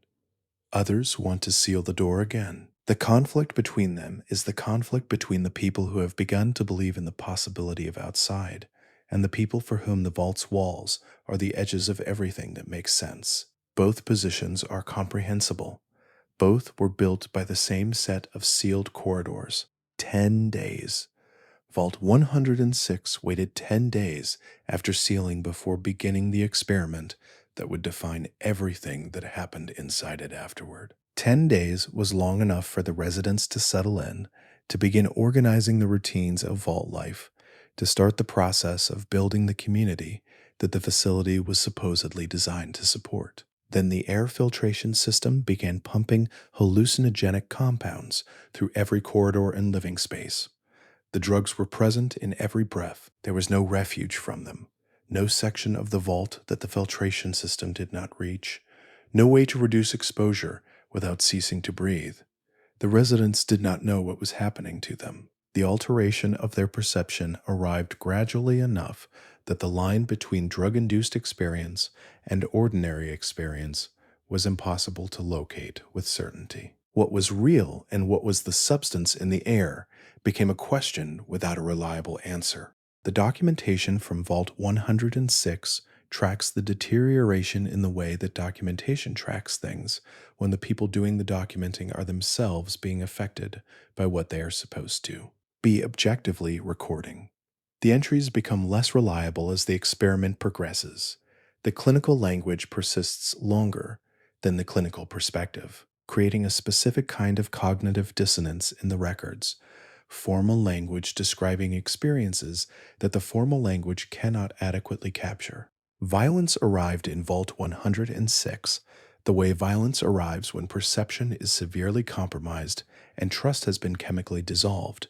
Not organized or purposeful, but the kind of reactive, paranoid aggression that comes from a population that can no longer reliably distinguish threat from safety. The residents who survived the longest were not necessarily the most rational or the most cooperative. They were the ones whose particular response to the compound left them functional enough to persist. When players visit Vault 106 in Fallout 3, the facility exposes them briefly to the residual compounds in the air, a design choice that gives players a small and temporary experience of what the residents experienced permanently. It is a deliberately disorienting moment. The game makes the player uncomfortable enough to understand, without fully replicating it, what living inside that disorientation for years would have done. The residents who survived long enough to be encountered in the game are the inheritors of what the experiment produced. They are not the people who entered Vault 106. They are what those people became across years of continuous chemical exposure with no exit. The experiment was designed to observe the effects of hallucinogens on social organization. The social organization it produced is the population of Vault 106 as the player finds it: hostile, paranoid, and utterly incapable of the ordinary negotiations that make community possible. There is a name that repeats through Vault 108 until it becomes the only name the vault contains: Gary. Whatever the cloning program at Vault 108 was intended to study, and the design documents suggest it was an investigation into the psychological effects of living alongside duplicates of oneself. The outcome it produced reduced an entire facility's population to variations on a single person named Gary. The cloning technology used in Vault 108 was capable and functional. The Garys that the program produced were genuine biological duplicates, same genetics, same general physical architecture, same voice, same approximately degraded language capacity that characterized all of them. The original Gary, Vault Resident number 108, was the template from which all the others were derived. The psychological effects of living alongside an increasing number of people who were biologically identical to you while being psychologically distinct from you appear to have been significant. The records in Vault 108 describe a deterioration of the original community that correlates with the expansion of the Gary clones. The non-Gary residents found the situation increasingly unmanageable. The Garys appear to have found it differently. What happened in the period before the Gary clones broke containment is incompletely documented. The terminal records from that era are fragmented and difficult to reconstruct. What is clear is that the clones eventually moved through the facility in numbers large enough to overwhelm whatever the original population attempted to do about it. The staff and the non-Gary residents were killed or driven out. The vault became Gary territory, and in that territory, Gary was the only language spoken. The Garys in Fallout 3's Vault 108 are hostile in the particular way that creatures are hostile when they have been shaped by something beyond ordinary survival pressure. They communicate only in their name, which can be spoken in tones that convey a surprising range of what might be emotion or might be something else entirely. They use weapons. They coordinate. They are not thoughtless. But the interior life of what they are coordinating toward is not available for inspection. Vault 108 is a place that the Fallout series uses to gesture toward questions about identity, about what a person is if all the biological information that defines them can be replicated, about what makes the original original, about what happens to the meaning of an individual when individuality is made fungible. The Garys do not have answers to those questions. They are themselves the question. The Commonwealth had many vault facilities, but Vault 111 is the one that every Fallout 4 player emerges from at the beginning of their journey into the game. The residents were told they were entering a standard protective shelter as the bombs fell. That was true, as far as it went. What they were not told was that the vault's actual function was cryogenic preservation, long-term suspended animation, and that the protection the shelter was offering them was the protection of an indefinitely extended pause in their lives. The experiment was designed to study the long-term physiological and psychological effects of cryogenic preservation. The residents were frozen within minutes of entering, before they had time to understand fully what was happening, and they remained frozen indefinitely, not for a defined period that would eventually expire, but until the vault's research goals had been met or the program had concluded. The consent that was never obtained before the doors closed was also never obtained for what happened after. Staff conflict ended the oversight approximately 180 days after the vault sealed. The reasons are preserved in partial records. Disputes about the program's methods, about the treatment of the frozen residents, about conditions within the facility. Whatever the specific trigger, the result was that all operational staff either departed or died, leaving the frozen residents without anyone to monitor their conditions, their life support, or their eventual awakening. 210 years passed. The Institute, the secretive organization that operated beneath the ruins of the Commonwealth Institute of Technology, used Vault 111 as a convenient source of biological material during that period. The frozen residents were not a community with rights and history in the Institute's assessment. They were available genetic resources, and the Institute used them accordingly. When the player character awakens, they have lost 2 centuries.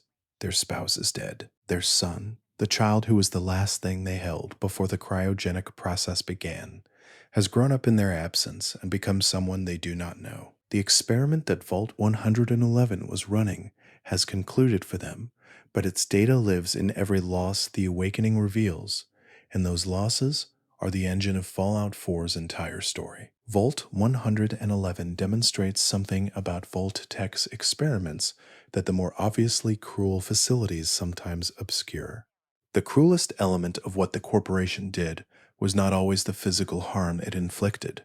Sometimes it was the theft of time, the taking of the only irreplaceable resource that human beings possess. The residents of Vault 111 can be restored from cryogenic suspension, their bodies intact, their minds intact, but the 2 centuries they slept cannot be given back. The virtual reality technology that Vault Tech deployed in Vault 112 was, considered in isolation, genuinely impressive. The Tranquility Lane simulation created by the facility was sophisticated enough to immerse its residents in a constructed experience of pre-war suburban life that engaged all their senses. occupied all their cognitive and emotional attention, and felt, from inside, entirely real. The technology worked. That was the problem. Vault 112 was under the control of Dr. Stanislaus Braun, a Vault tech researcher who had discovered in the simulation both a tool for research and a tool for something considerably more personal.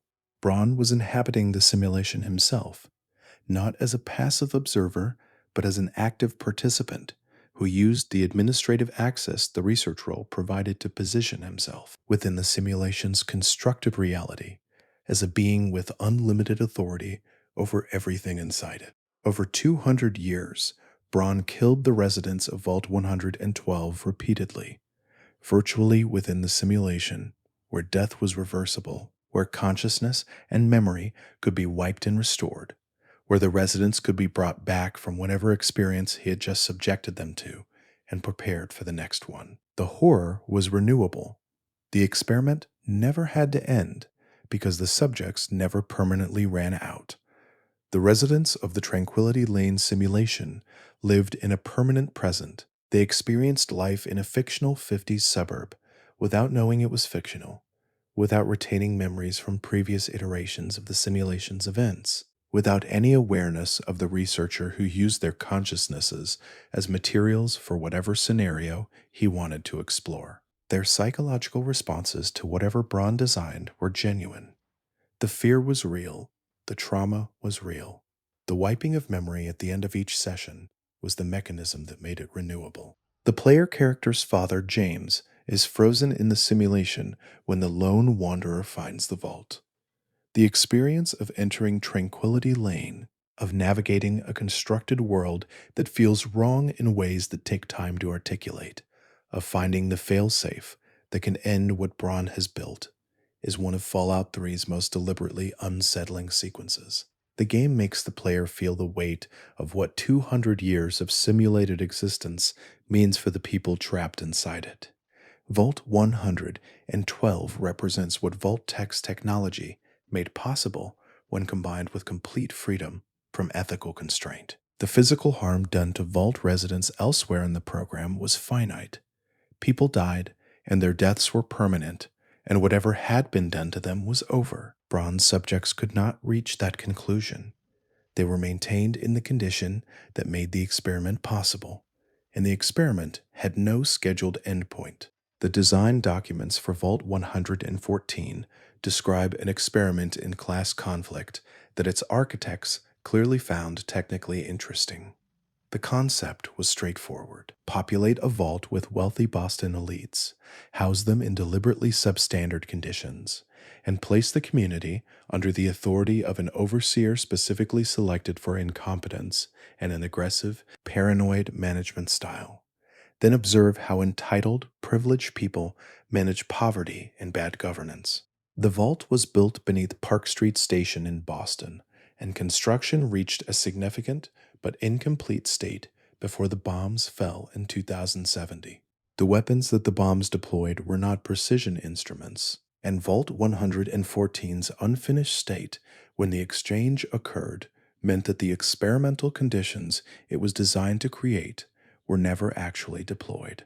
The wealthy residents never entered. The incompetent overseer never took his position. What the unfinished vault became instead was infrastructure that other groups found useful.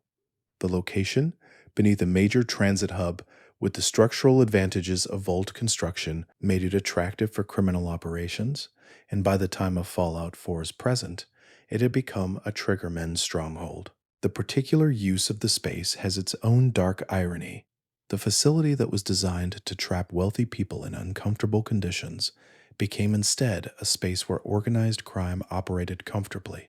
Nick Valentine, the synth detective whose history is one of Fallout 4's most carefully drawn backstories, was imprisoned in Vault 114 before the player's arrival. The specific circumstances of his imprisonment and the rescue that follows are among the game's more memorable early sequences. The vault serves not as an experimental facility, but simply as a convenient place to keep someone inconvenient. The unrealized experiment of Vault 114 is a specific kind of Fallout lore, the study of what was planned rather than what happened, which reveals the scale and ambition of Vault-Tech's social engineering even in the facilities that never fulfilled their design purposes. The class dynamics that would have been studied in Vault 114 were real in the pre-war world, real enough that the corporation had designed an entire facility around weaponizing them. That the bombs arrived before the facility was complete does not erase what the planning reveals. The Fallout 4 downloadable content set on Far Harbor takes players to a vault that represents one of the stranger corners of the program's catalog. Vault 118 was designed to study class conflict in controlled conditions, a two-wing facility that would house wealthy residents in one section and working-class residents in the other, with the interaction between them as the experimental variable. Funding problems meant that the working-class wing was never built. When the wealthy residents entered the vault, they arrived in a facility that contained only them. The luxury accommodations that Vault-Tech had constructed for the social class it expected to pay premium rates for shelter access, without the contrast population that the experiment required. The vault worked as luxury housing. It failed as an experiment in class dynamics. There was only one class present. The residents' response to this situation was to solve the problem of mortality. They had resources, access to Vault-Tech's considerable medical technology, and a great deal of time to consider their options. Robo-brains, cybernetic units that could house a transferred human consciousness in a robotic chassis, offered a solution.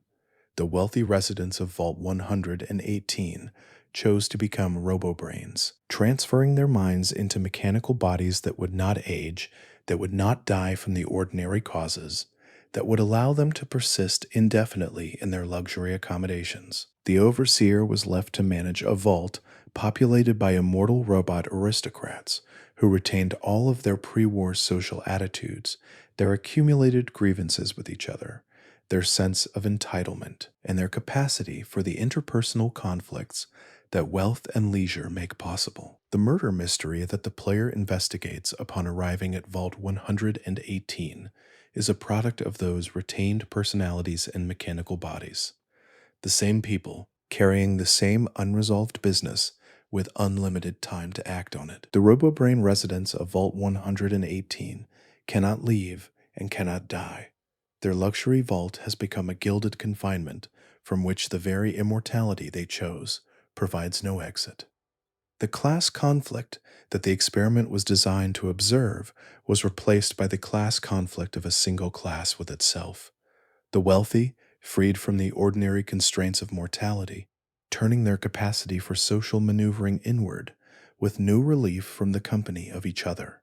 Vault 118 demonstrates the specific irony that Vault-Tech's more successful technologies could produce. The cryogenics and the RoboBrain technology both preserved human consciousness across spans of time that would ordinarily be impossible. But preservation is not the same as liberation, and the choice to transfer into a mechanical body to avoid death produced in Vault 118 a situation that could fairly be described as a form of elaborate and very comfortable imprisonment without end. The vaults that were designed and never built are sometimes the most revealing entries in the Vault-Tech program. Vault 120 was planned for Massachusetts Bay, an underwater facility that would have been built in the bay itself, accessible only by submarine, housing its residents beneath the ocean's surface in conditions of complete environmental alienation from anything that resembled normal existence. The design documents describe a facility with a giant squid as its overseer, a detail that gestures toward an experiment that would have gone beyond social engineering into something closer to human adaptation research, at its most speculative. The squid overseer implies either an experiment in non-human authority, studying how people respond to oversight from something outside their species entirely, or an elaborate symbolic architecture that would have had specific psychological effects on residents. Submarine travel was part of the intended design. which suggests that movement between the underwater facility and other locations was intended to be possible, but deliberately constrained by the technology and training required to use it.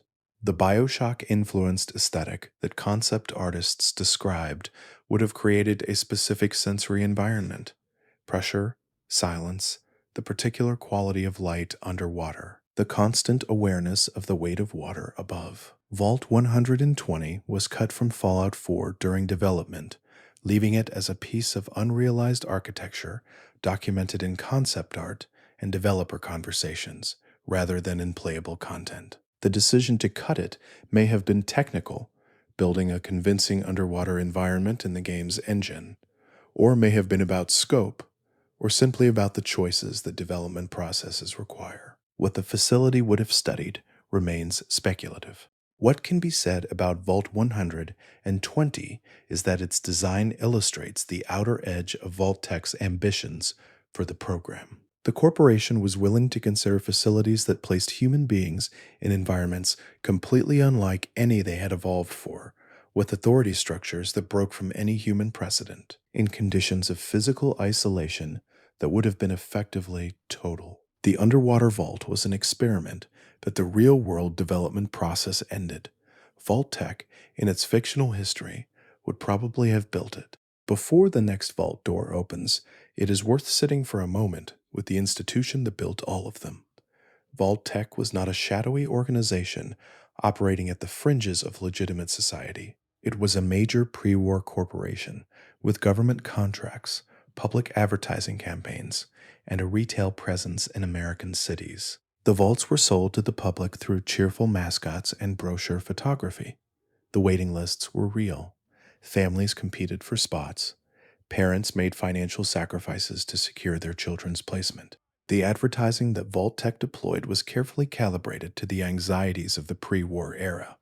Fear of nuclear war was real, widespread, and well-founded in the decades before the bombs fell. Vault-Tec's marketing understood that fear precisely and addressed it directly, promising not just shelter, but community, comfort, and the preservation of everything that made ordinary American life worth living. The vaults were sold as a continuation of life, not merely an interruption of it.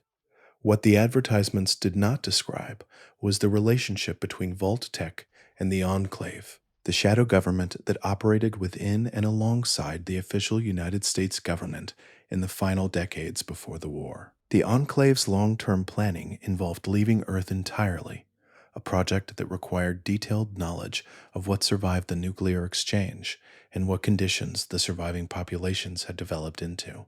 The Vault experiments were designed to generate that knowledge. This connection transforms the entire program. Vault-Tec was not an independent corporation conducting experiments for its own purposes. It was an instrument of a political agenda that regarded ordinary American citizens as expendable research subjects in the planning process for a project those citizens would never be told about. The people on the Vault waiting lists had no way of knowing that the shelter they were competing for was designed to observe them rather than protect them, and that the entity that designed it would be watching from a distance, planning its own departure from the world it was filling with data.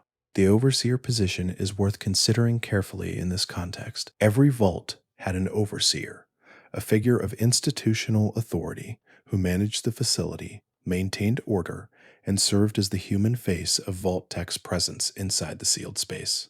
The overseer's authority was real and substantial. Residents followed the overseer's decisions in most vaults, at least for a time, because the overseer represented the institutional structure that the vault depended on to function. But the overseer also carried knowledge that the residents did not. In vaults with experimental conditions, the overseer knew at some level what the vault was actually designed to do. Some overseers were themselves Vault-Tec employees who had been placed in the position specifically to manage the experiment. Others had been selected from the resident population and informed after entry. The relationship between the overseer's knowledge and the residents' ignorance was itself a structural component of most experiments. The overseer was the mechanism through which Vault-Tec's intentions were implemented inside a sealed space.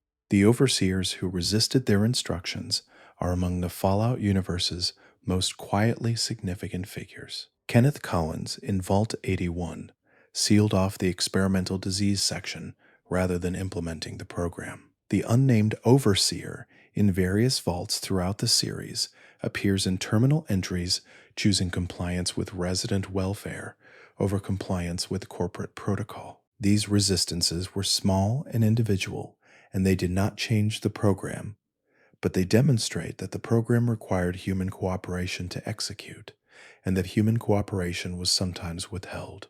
The Vault Boy, the smiling mascot whose thumbs up gesture appears on vault walls, loading screens, perk images, and official materials throughout the series, is a piece of institutional iconography that the Fallout universe treats with complicated irony.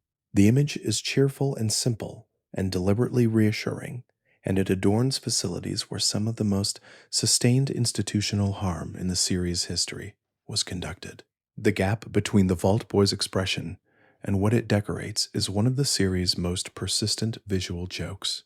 It is also one of its most precise observations about how power presents itself to the people it administers. Before any of the numbered vaults in the standard program, there was Vault Zero, built beneath Cheyenne Mountain in Colorado, the same location that housed pre-war military command infrastructure. Vault Zero was not a shelter for ordinary civilians and was never intended to be. It was the apex of the Vault program's design, a facility intended not for preservation, but for control.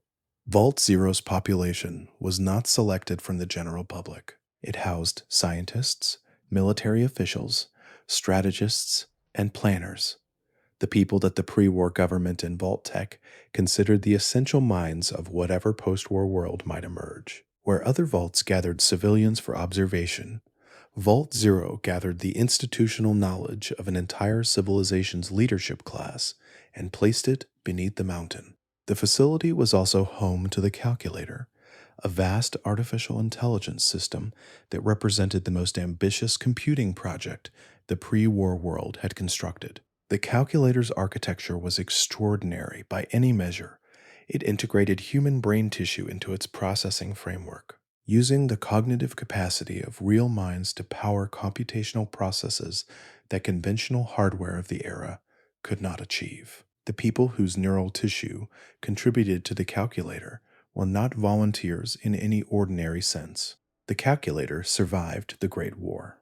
It continued to operate beneath Cheyenne Mountain across the long decades of the post-war period, its integrated human components cycling through states that were not quite thought and not quite silence. Its directives, the goals it had been programmed with before the war, remained active, but the context those directives had been designed for no longer existed. The Calculator was a solution built for a problem that had ceased to exist in the form it had been designed to address. In the events of Fallout Tactics, the Calculator emerged as both a potential salvation and a catastrophic threat, depending entirely on how it was reached and what was done with it. If its objectives could be redirected toward the reconstruction of human civilization, rather than the continuation of whatever pre-war military directives it had been given, it represented an extraordinary resource. If those directives could not be redirected, it represented something far more dangerous. Vault Zero's story is, in a specific way, the story of the Vault program's purpose, stripped to its essential form. Every other Vault in the program gathered data about human beings. Vault Zero gathered human beings themselves, the institutional minds of the pre-war world, and built a machine from their capacity for thought. The Calculator did not experiment on its human components, it used them. The distinction is technically accurate and practically meaningless. What Vault Zero reveals about Vault Tech's priorities is the clearest statement the program ever made. The corporation built facilities to observe ordinary people across 2 centuries of sealed conditions. It built one facility to preserve and integrate the minds that it considered extraordinary. The Vault program's data was always meant to serve someone. Vault Zero is the location where the people who were supposed to use that data were meant to wait. The story of Vault 29 deserves more time than a single visit allows. The facility's design, children only, no adults, Zax as the managing authority, was not simply an experiment in child development without parental figures. It was an experiment in institutional formation. Zax's programming encoded specific values and specific versions of history, and the children raised under its instruction absorbed those values without the corrective perspective that adult community typically provides. The specific content of Zax's instruction is documented in the Vault's terminal records and in the later history of the community that emerged from it. The version of pre-war history that Zax taught was shaped by the assumptions of its programming, which was itself a product of specific institutional priorities, specific framings of what was important and what was not. Children who learned history from Zax learned a particular story about the world, and that story was not neutral. What makes the Vault 29 experiment philosophically distinctive is that it is the purest example in the program of what institutional education produces when there is no other voice. In most educational settings, institutional instruction is one voice among many. Parents provide different framings, peers challenge received narratives, lived experience complicates what the institution teaches. In Vault 29, Zax was the only voice, and it spoke continuously, and there was nowhere else to look. The children who grew up under Zax's oversight developed a worldview that was coherent in the way that worldviews become coherent when they are never challenged, comprehensive, internally consistent, and deeply unlike anything that emerges from actual engagement with the complexity of human experience. They were functional in the sense that they could operate the Vault's systems and maintain its infrastructure. They were socially capable within the limits of the community Zax had shaped, but the limits themselves were invisible to them in the way that the edges of any container are invisible to whatever is inside it. Richard Gray's time in Vault 29 is the biographical detail that makes the facility's history most consequential for the Fallout universe. The qualities that made him eventually capable of conceiving and pursuing the Master's plan, the combination of extraordinary intelligence, institutional certainty, and a specific understanding of what human beings were for and what they could become, were shaped in part by what he learned in a vault managed by a machine that taught its children very specific things about humanity's future.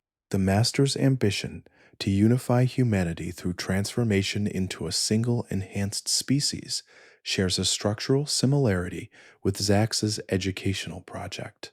Both are attempts to impose a single version of what human beings should be, derived from an authority that does not consult the humans it is shaping. The vault that raised part of the man who became the Master was itself a version of the Master's plan, practiced on children rather than adults, by a machine rather than a transformed flesh and thought entity, but built on the same fundamental premise that human beings need to be managed into the shape that authority considers optimal.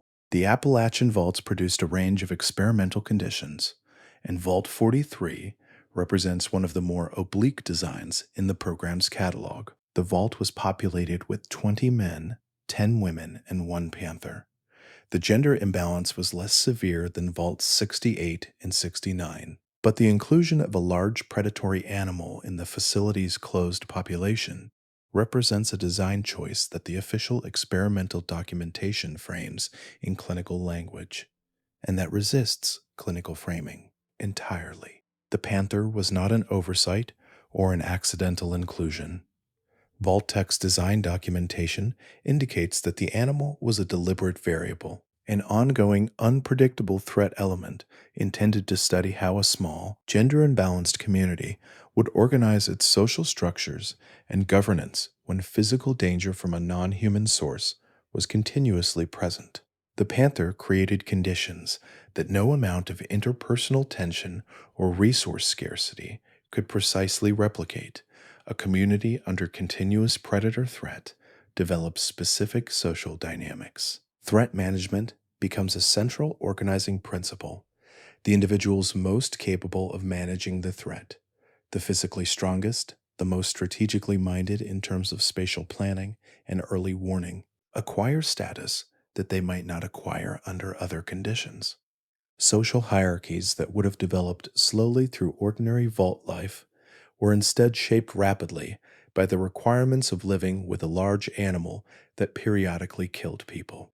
The gender imbalance in Vault 43 was probably insufficient to produce the catastrophic dynamics of Vault 68 and 69, but it would have added a layer of competition and social pressure that interacted in complex ways with the Panther threat. The vault's population was small enough that every individual death, whether from the Panther or from the social dynamics the imbalance generated, had significant effects on the community's remaining structure. Vault 43 never appeared in any of the games.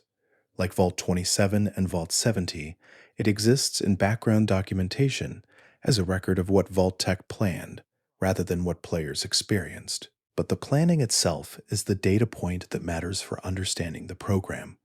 The corporation that designed a vault around a single Panther and 30 residents was not conducting safety research. It was constructing a specific experimental environment and placing people inside it without their knowledge or consent. Two vaults that appear only in the background documentation of the Fallout universe, Vaults 55 and 56, were designed around entertainment media in ways that reflect Vault-Tech's interest in what happens when specific cultural inputs are removed from an otherwise normal community. Environment. The experiments were simple in their stated form, deceptively simple in the way that Vault-Tech's simpler-sounding experiments often were. Vault 55 was designed with all entertainment recordings destroyed, not simply unavailable, actively destroyed, eliminated from the vault's cultural resources. The residents would have access to a fully functional vault environment, the ordinary infrastructure of sealed shelter life. But without the films, music, games, and recorded entertainment that pre-war American culture had organized a significant portion of its daily life around. The experiment studied what communities do with themselves when the distraction layer of culture is removed. Vault 56 had a different restriction. All entertainment was available except for those specifically featuring a comedian named Dave Herman. A single entertainer's work was erased from the vault's cultural catalog, while everything else remained accessible. This experiment, by contrast with Vault 55's total removal, was studying something considerably more specific: whether the absence of a single well-liked figure from a community's cultural environment could produce disproportionate effects, whether something small taken away could produce something large in response. These two experiments, placed beside each other, illuminate a pattern in the Vault program's design. Vault Tech was not only studying responses to physical conditions, overcrowding, radiation, hallucinogens, predator threats. It was studying what happens to human beings when specific elements of cultural environment are manipulated. Entertainment is not a trivial component of community life. It is a mechanism through which communities process shared experience, develop shared reference points, and maintain the social bonds that hold people together under pressure. What Vault-Tech was studying in 55 and 56 was whether culture is infrastructure, whether the removal of cultural resources produces the same kinds of social deterioration that the removal of water or food or medical care produces. The answer, implied by the existence of the experiments but never rendered in gameplay, was apparently interesting enough to justify building two separate vaults to investigate it. The Fallout universe's comic tradition occasionally produces vaults that are more darkly absurd than darkly serious, and Vault 77 occupies that space in the catalog with a particular deadpan commitment. The vault was designed for a population of precisely one human being and 1,000 monkeys, no other residents, one person and 1,000 primates, sealed together in a facility designed for hundreds. Vault 77 appears primarily in a webcomic that expanded Fallout lore beyond the games, and its canonical status is appropriately measured. It is part of the universe's texture rather than its central fabric. But it illuminates something about the Vault program that the more serious experiments sometimes obscure. Vault Tech's willingness to place a single human being in genuinely bizarre circumstances demonstrates that the corporation's experimental imagination had no floor. The practical experience of being the sole human resident of a vault occupied by 1,000 monkeys is not something that any institutional framing can make sound reasonable.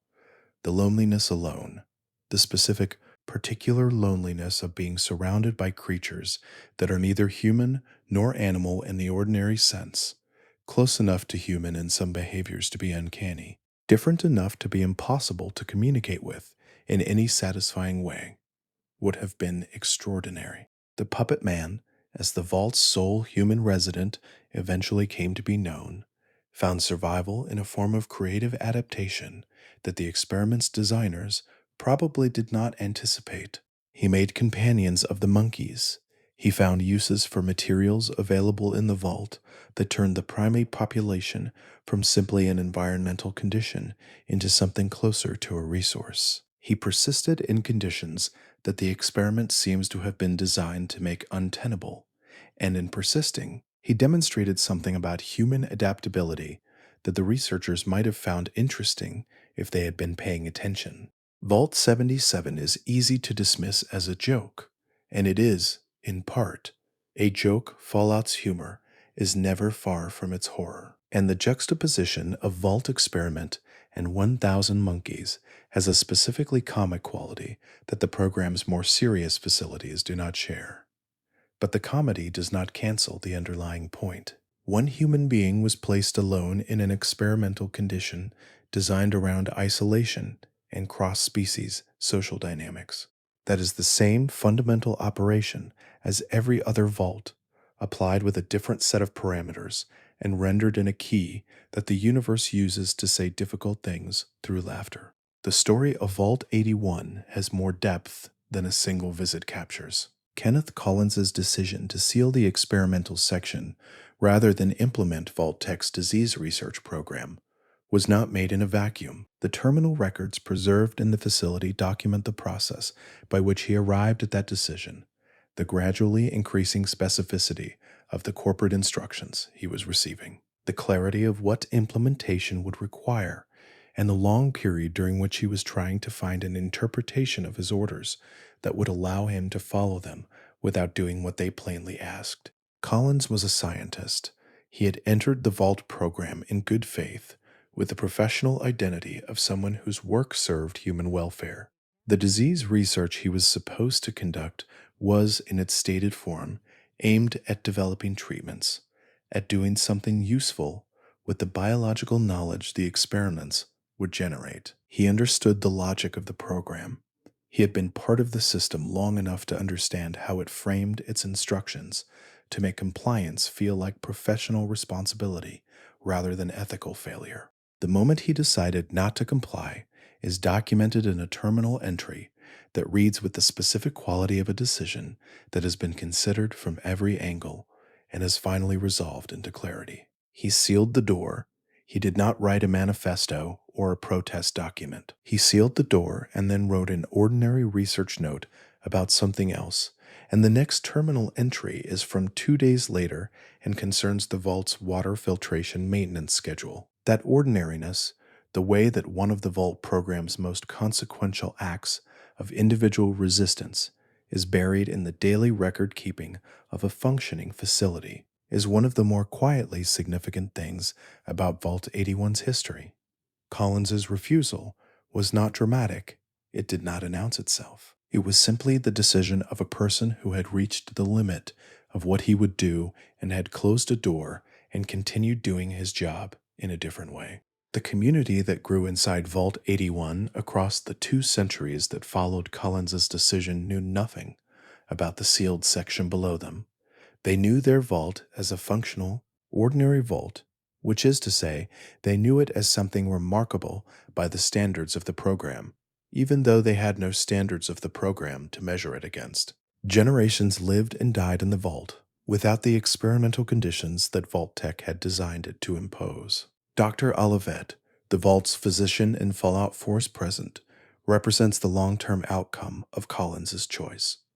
She practices medicine, as the application of knowledge to the welfare of specific patients, as the professional work of someone who has studied human bodies in order to help them remain alive and functional. She is not conducting experiments.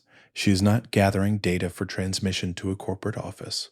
She is simply a doctor, doing what doctors are supposed to do in a vault that survived long enough to need one.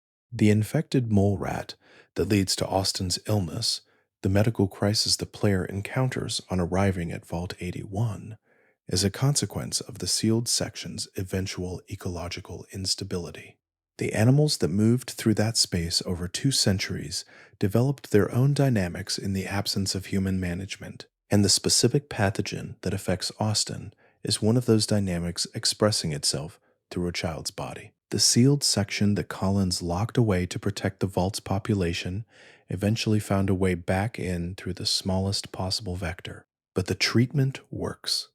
The cure exists. Vault 81's medical knowledge, accumulated across 2 centuries by doctors who practiced medicine rather than experiments, is sufficient to address what the sealed section's legacy has introduced. The vault that was saved by a single act of refusal saves a child's life 200 years later, with knowledge that the refusal made it possible to accumulate. The super mutants of the capital wasteland were not born in a single event. Vault 87 produced them across time through a process that was systematically sustained first by the researchers who designed it, and then by the super mutants themselves, who inherited the process along with the facility. Understanding Vault 87 requires understanding not just what it was designed to do, but how it became self-perpetuating. The forced evolutionary virus had been developed before the Vault program began. Its origins were in military research programs aimed at creating enhanced soldiers, a pre-war project that reflected the same institutional logic as the Vault program. The belief that human beings could and should be modified into more useful forms if the technology to do so existed. Vault 87 was the implementation of that research at scale, using an entire Vault population as the test bed for what had previously been laboratory work. The transformation process was not instantaneous.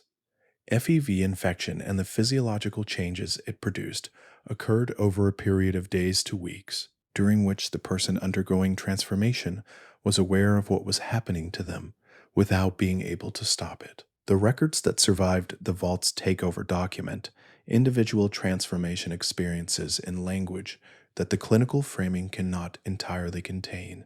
People watching their bodies change, feeling their cognitive landscape shift, understanding that the person they had been was being replaced by something else.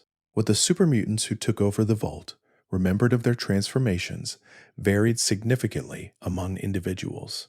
Some retained detailed memories of their human lives, faces, relationships, the ordinary texture of who they had been before.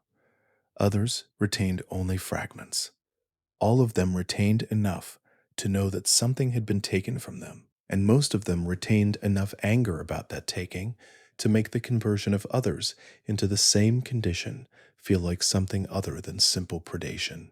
The efficiency with which Vault 87's super mutants conducted their kidnapping operations across the capital wasteland reflects a level of organizational capacity that the transformation process had not. Eliminated. They could plan, coordinate, remember, and adapt. The FEV had reduced their cognitive range in certain dimensions while leaving others more or less intact. Strategic thinking, pattern recognition, and cooperative task execution were all functional. Nuance, restraint, and the ordinary social inhibitions that prevent humans from acting on impulse, these were considerably more compromised. The Brotherhood of Steel's extended campaign against the super mutants of the capital wasteland is, from the perspective of Vault 87's history, the continuation of a cycle that the Vault started. The military research that produced FEV created the super mutants. The military institution, that is the Brotherhood, responded to the super mutants. Both the threat and the response are products of the same set of pre-war priorities. The belief that military power, applied to biological questions, produces solutions rather than catastrophes. The deeper records of Vault 87's original operation, accessible to players who navigate the facility carefully in Fallout 3, document the period before the super mutants took control in detail that the super mutants themselves have no reason to preserve. The scientists who designed the FEV trials were methodical and apparently sincere in their belief that the research served a legitimate purpose. Their notes describe the transformation process in language that is both precise and carefully distant. Language designed to create and maintain the professional separation between the researcher and what the researcher was doing to the person strapped to the table. Music survives things that other art forms do not. Buildings fall and paintings fade, and texts are lost to fire and flood, and the ordinary erosions of time. But music, recorded, remembered, hummed in corridors by people who don't know where they heard it, persists in forms that architectural collapse cannot fully eliminate. Vault Tech understood this, which is part of why Vault 92 used music as its primary experimental medium. Art that lasts was useful for experiments designed to last. The musicians who were selected for Vault 92 were not chosen at random from the general population. Vault Tech had access to pre-war talent registries, performance records, and the kind of cultural documentation that a corporation with government contracts could accumulate across years of peacetime operation. The people they chose were genuinely accomplished performers and composers whose work had reached audiences who had developed the disciplined attentiveness that serious musical practice requires, who understood sound as both emotional experience and technical craft. That selection makes what was done to them more specific in its cruelty. An ordinary resident subjected to white noise, subliminal conditioning, would have been harmed.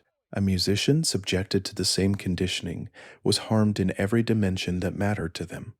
Their listening was corrupted, their relationship to sound was weaponized, and the art form through which they understood and processed and communicated their experience of the world was turned against them. The harm was not incidental to who they were, it was targeted at who they were. Professor Mollis's discovery of the subliminal conditioning frequencies represents one of the few moments in the Vault program's history where a resident understood, clearly and specifically, what was being done to them. His research, conducted in the same facility as the experiment, using the same equipment that the experiment had corrupted, producing documentation while the documentation producing capacity was itself under assault, was an act of intellectual resistance conducted under conditions that made intellectual work nearly impossible. The notes that Malus left behind are fragmentary and show signs of the deteriorating cognitive environment in which they were written. Some entries are precise and analytically clear. Others lose coherence mid-sentence before recovering. The pattern of clarity and confusion in his documentation is itself a record of what the white noise was doing. The moments when the signal was lighter, when ordinary thought reasserted itself enough to allow a complete sentence, and the moments when it did not. What happened to Malus after he began trying to share his findings is not fully documented. The terminal records suggest he was aware that telling others about the subliminal conditioning would mark him as a threat to the experiment's continuation. The entries stop. A later record, in a different hand, notes that his quarters were cleared. The gap between those two facts contains something that the documentation does not explicitly name, but does not need to. The flooding that eventually ended Vault 92 may have been the most merciful conclusion the facility could have reached. The structure was failing. The population was already gone or drastically reduced, and the particular form of ongoing harm that the white noise represented could not be indefinitely sustained in a facility that was no longer being maintained. Water came in, and the frequencies went out, and what remained was the quiet that the vault had always been designed to never permit. True silence, unmanaged, belonging to no one. The lone wanderer's story in Fallout 3 is frequently understood primarily through its main quest structure. Find your father, uncover Project Purity, navigate the Capital Wasteland's factions, But the vault section that opens and closes that story deserves more careful attention than the game's pacing always allows for, because what Vault 101 shows about the mechanics of manufactured helplessness is some of the most psychologically precise material in the series. The Vault's overseer, at the time of the lone wanderer's childhood, was not simply an authoritarian figure enforcing arbitrary rules. The rules he enforced had an internal logic that was coherent on its own terms. The Vault's survival required stability. Stability required order.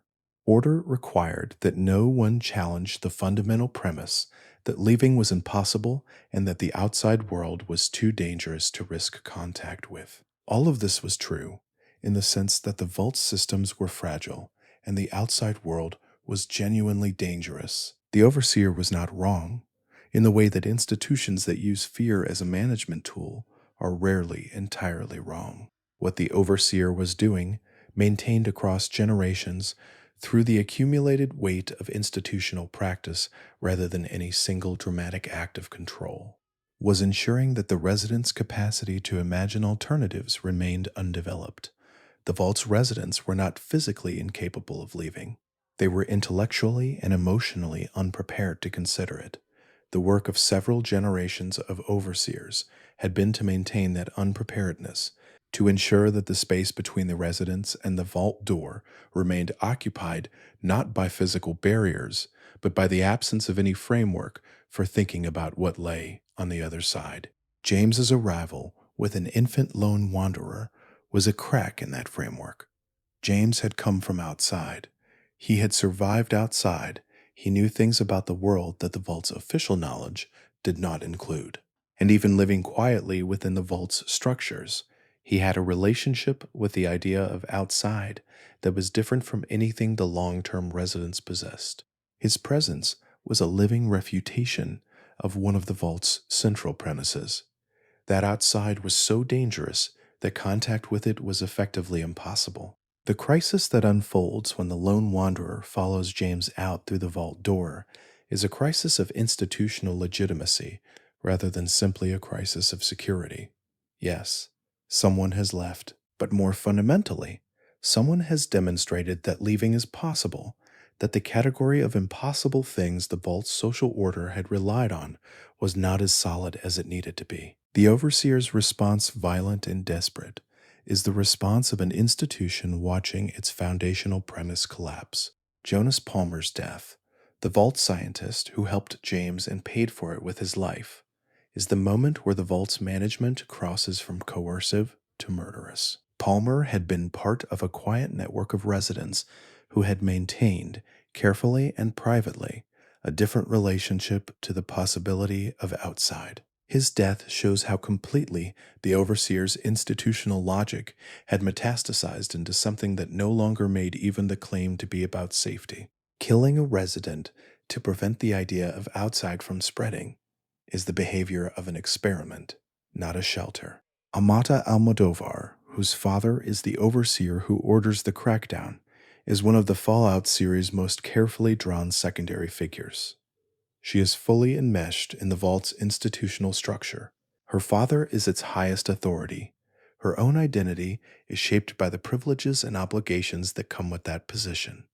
And she is also, clearly and consistently, someone for whom the vault's logic has always failed to fully account for ordinary human decency.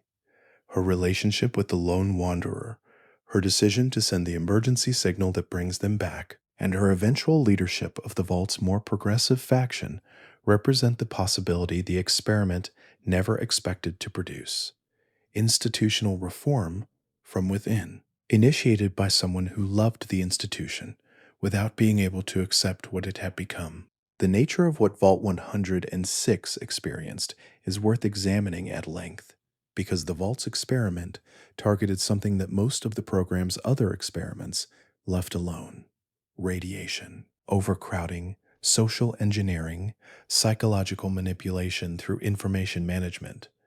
All of these work on the surface layer of human experience, the behaviors and social structures and conscious decisions that are visible and documentable. Vault 106 went deeper. It targeted the mechanism through which people know that what they are experiencing is real. Perception is not a passive recording of external reality. It is an active interpretive process in which the brain takes sensory input and constructs a version of experience that is coherent enough to navigate, matching patterns, filling gaps, applying learned frameworks to ambiguous information, and generating the subjective sense of certainty that allows people to act in the world without being paralyzed by the fundamental uncertainty of all perception. The hallucinogenic compounds in Vault 106's air attacked this construction process directly. Under sustained psychoactive exposure, the interpretive process does not stop. It continues with the same energy and the same conviction, but applied to inputs that are no longer accurate representations of what is physically present. A resident of Vault 106 did not know they were perceiving incorrectly. Their experience felt exactly as real as ordinary experience, which is to say, it felt completely real, which is the only way experience feels from inside it. The problem was that two residents standing in the same corridor might be having entirely different experiences of what that corridor contained. This created a specific kind of social impossibility. Trust between community members depends on some basic agreement about shared experience. The capacity to say, we are both here in this place, experiencing approximately the same thing. When that agreement becomes unreliable, when the person standing next to you may be experiencing a completely different version of the space you share, the social fabric starts to fray at its most fundamental seams. Not because people are cruel or because they have stopped caring about each other, but because the basic communicative condition necessary for community is no longer present. The violence that developed in Vault 106 was not planned or organized. It was the expression of communities that had lost the ability to understand each other's experiences as continuous with their own. People in the grip of sustained hallucination, unable to verify what was real, responded to threats that no one else could confirm were present, defended themselves against dangers that existed only in their individual constructions of a corridor that other people were also walking through in their own private versions of the same space. The residents who survived longest were those whose particular response to the compound left them functional enough to navigate this environment. That navigation was not recovery or adaptation in any positive sense. It was the development of responses to a situation that should not have been survivable. And the people who developed those responses were shaped by them into something that the Vault's original community would not have recognized as itself. The current residents of Vault 106 encountered in Fallout 3 are the product of that shaping. The specific mechanics of the betrayal at Vault 111 require more examination than the main quest of Fallout 4 always provides time for. The residents who entered the vault believed they were entering standard shelter. The staff who ran the facility knew differently. That knowledge differential was not incidental to the experiment. It was structural, built into the hierarchy of the facility from the moment the doors closed. The staff of Vault 111 were Vault-Tec employees who had accepted positions in the program with varying degrees of knowledge about what the program actually was. Some of them were fully informed about the cryogenic experiment and its purposes. Others had been told partial information, enough to do their jobs, not enough to understand the totality of what they were participating in. This managed distribution of knowledge was itself a management technique, ensuring that the people most likely to object were the ones who knew the least. The staff conflict that erupted approximately 180 days after sealing was not simply a breakdown of personal relationships under the pressure of isolated conditions. It was the collision of people whose knowledge of what they were doing was incompatible with continued cooperation. Staff members who understood the experiment fully and staff members who had begun to understand it partially were dealing with different versions of where they were and what they were doing. That incompatibility had been present since the vault sealed. The 180-day mark was when it became irreconcilable. The cryopods held the frozen residents through all of it. The argument in the hallway, the escalation, the violence, the exodus of surviving staff through whatever exits remained available. None of it penetrated the sealed stasis chambers where the residents waited in their private suspension, unaware of the institutional collapse happening around them. They were waiting for the experiment to be managed correctly. The management had stopped being correct within the first year. The 210 years that followed were not entirely empty.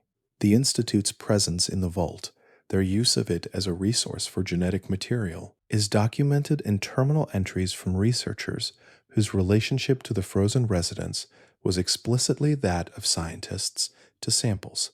The language used in those records is precise and professional, and does not acknowledge any other relationship.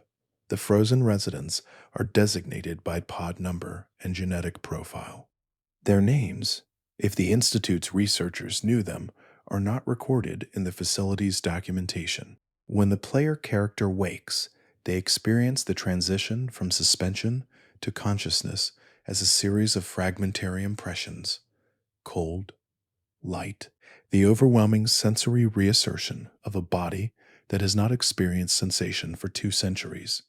The adjustment to the changed world does not happen in the facility. It happens in the world across the entire length of Fallout 4's narrative, in every moment where the contrast between what was and what is makes itself felt. The vault is the starting point. Everything after it is the experiment continuing. Dr. Stanislaus Braun's relationship with Tranquility Lane had been going on for over 2 centuries before the player character arrived in Fallout 3. That duration deserves attention. 200 years is longer than most human civilizations last. It is longer than the United States had existed at the time of the Great War. Braun had been operating inside the Tranquility Lane simulation, administering whatever psychological scenarios he had designed for a given period, wiping the residents' memories, and cycling through variations on the same fundamental dynamic for a span of time so long that it had become not just an experiment, but a life. What did Braun become across 200 years of that existence? The experiment he had designed was explicitly about what sustained virtual reality experience does to human psychology and human behavior. He had been studying that question in his subjects while simultaneously being a subject of it himself. He was inside Tranquility Lane, he was manipulating it. But he was also living inside a constructed reality, and the distinction between the person experiencing a constructed world and the person whose consciousness is shaped by long-term residence in one is not as clear as the researcher/subject model assumes. The 1950s suburban aesthetic of Tranquility Lane is significant as a choice. Braun selected, or approved, or perpetuated, depending on how the simulation's original design worked, a specific version of pre-war American life as the setting for his ongoing experiment. The neighborhood lawns, the white fences, the modest houses arranged along streets that go nowhere significant. These are not random elements. They are the architecture of a specific American nostalgic fantasy, a version of the past that never existed as cleanly as the simulation renders it.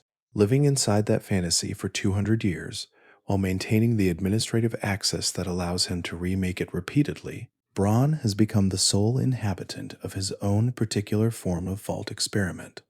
His subjects cannot leave, neither, meaningfully, can he. The difference between his situation and theirs is the difference between a warden and a prisoner, real in terms of the power it confers, and less real than it appears in terms of the freedom it provides.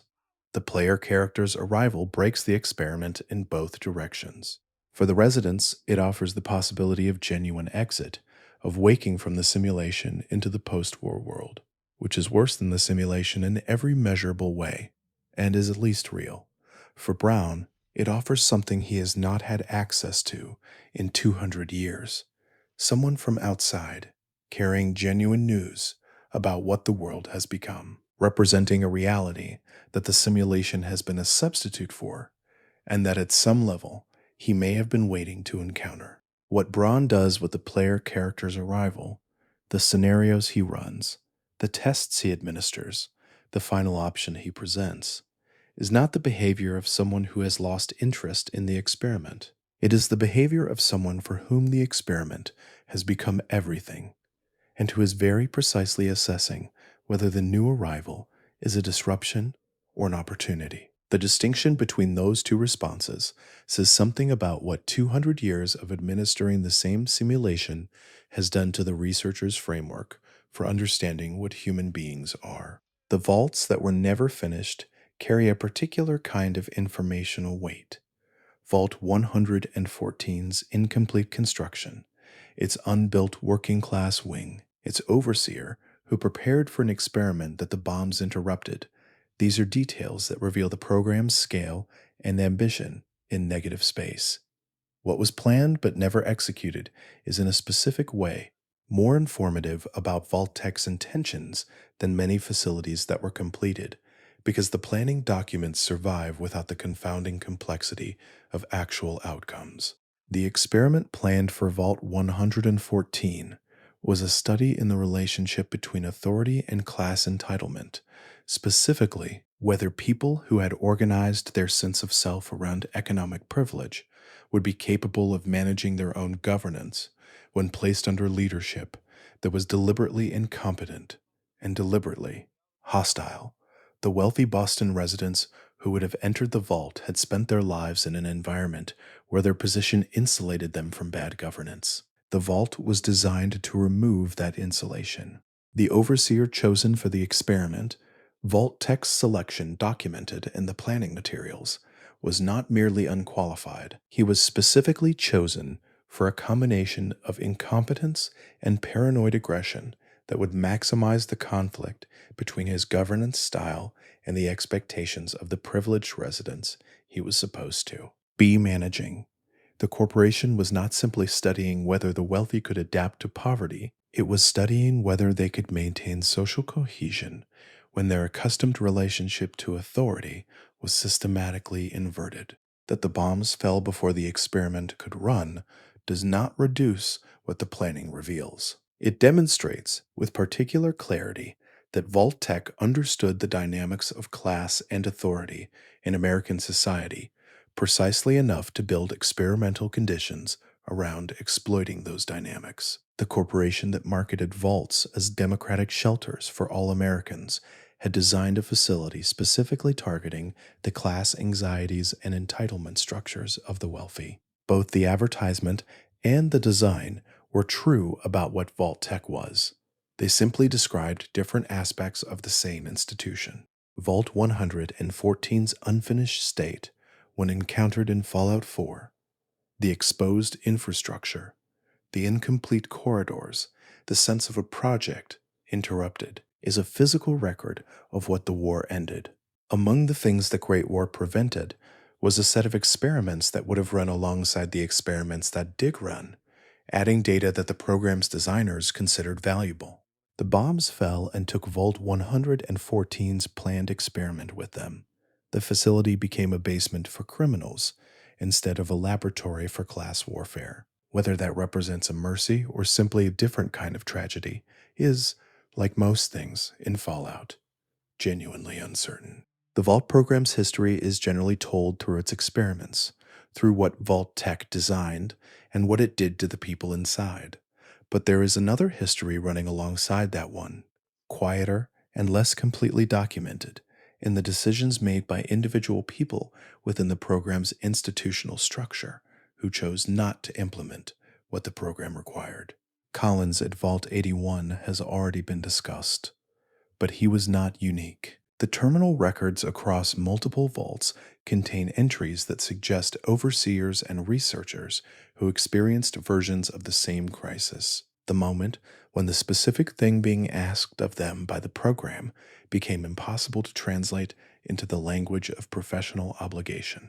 The overseer at Vault 101, who allowed James and his infant to enter from the outside, was either deceived about who they were or made a choice to admit someone he knew had come from outside. Either reading involves a breach of the experiment's intended conditions. The vault was supposed to remain completely sealed, and admitting outside arrivals was a violation of the isolation protocol that defined the experiment. Whether that breach was accidental or deliberate, it produced the conditions for everything that followed, including the lone wanderer's existence. The staff member at Vault 95 who documented their discomfort with the hidden drug cache before it was revealed was recording their own resistance to the experiment's methodology, even if they did not act on it before the cache was disclosed. The act of documenting discomfort, of writing into the facility's records a statement that what was being done was wrong, was itself a form of resistance, even if the power to act on that resistance was not available to the person writing it. What these moments reveal collectively is that the Vault program required continuous human cooperation to execute.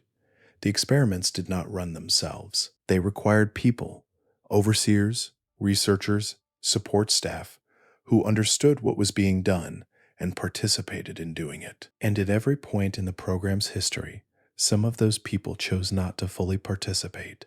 Some sealed doors, some documented resistance, some made admissions that violated protocols. Some, in small ways, refused. The sum of those refusals did not change the program. It did not save a statistically significant number of residents from what the program had designed for them. But it constitutes a record, distributed across the Vault's terminal archives, sometimes visible and sometimes barely legible, that the program never had unanimous cooperation from the humans who operated it. The machinery of institutional evil requires people.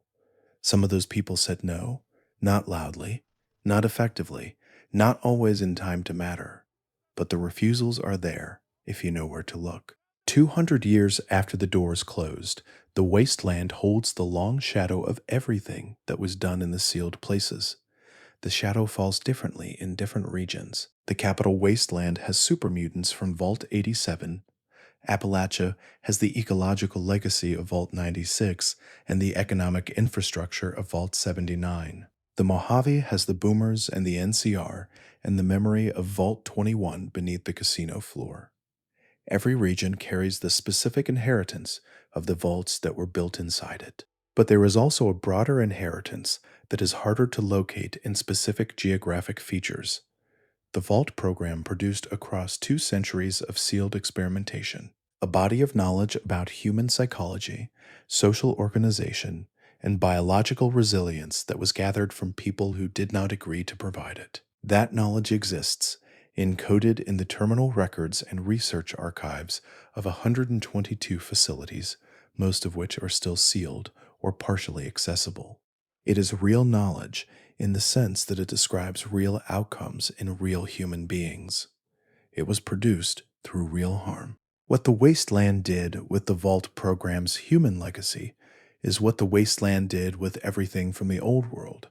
It repurposed it. The communities built by Vault survivors were not carrying the program's data consciously. They were carrying the values, the traumas, the social patterns, and the survival instincts that the program's conditions had shaped in them. The NCR's democratic commitments traced back to the civic instincts that survived Vault 15's fragmentation. The boomers' weapons culture traced back to the Vault 34 armory. The Vault city's technological elitism traced back to Vault 8's accidental surplus. None of these communities knew they were demonstrating the Vault program's long-term outcomes. They were simply being what the people who built them had become, and the people who built them had been shaped by things that happened in sealed places decades before their parents were born. The experiments did not end when the vaults opened. They continued in the communities that formed from what came out of them, carried forward through culture and memory, and the specific ways of being that people learned from the communities that raised them. The Brotherhood of Steel, the NCR, the Boomers, the Children of Adam, whose relationship to radiation has roots in the Boole communities that emerged from places like Vault 12. The followers of the apocalypse, with their commitment to medical care and humanitarian aid. All of these organizations carry, somewhere in their founding logic, the shadow of a vault. Some carry it explicitly in documented genealogies, some carry it as cultural inheritance, whose vault origins are no longer legible to the people practicing the culture. This is what the Vault program's deepest legacy looks like, not the data in the terminals, which no one has organized into a coherent analysis, not the physical facilities, which are mostly abandoned or occupied by whoever found them useful, but the texture of the wasteland's social world, the specific shapes that human communities took in the absence of pre-war institutions, shaped in part by the Vault program's outcomes, whether the communities knew it or not. The vaults are quiet now, most of them. The generators that keep specific sections of certain facilities running will eventually fail, and the lights that remain on in the abandoned rooms will go out, and whatever records are stored in the terminal archives will survive or not survive, depending on whether those power systems hold. The sealed places are slowly becoming what they were always going to become: ruins of a specific and human-shaped kind, full of the evidence of what people were made to go through and what some of them did with what was done to them. There is something in that eventual darkness that is worth sitting with before sleep. Not the horror. The horror has been examined in detail across every vault in this record, and it is real, and it does not need to be restated. But the other thing, the thing that every vault's record contains, alongside the institutional cruelty, which is the evidence of people continuing to be people inside conditions designed to prevent it. The musician in Vault 92, before the white noise did its work, was practicing.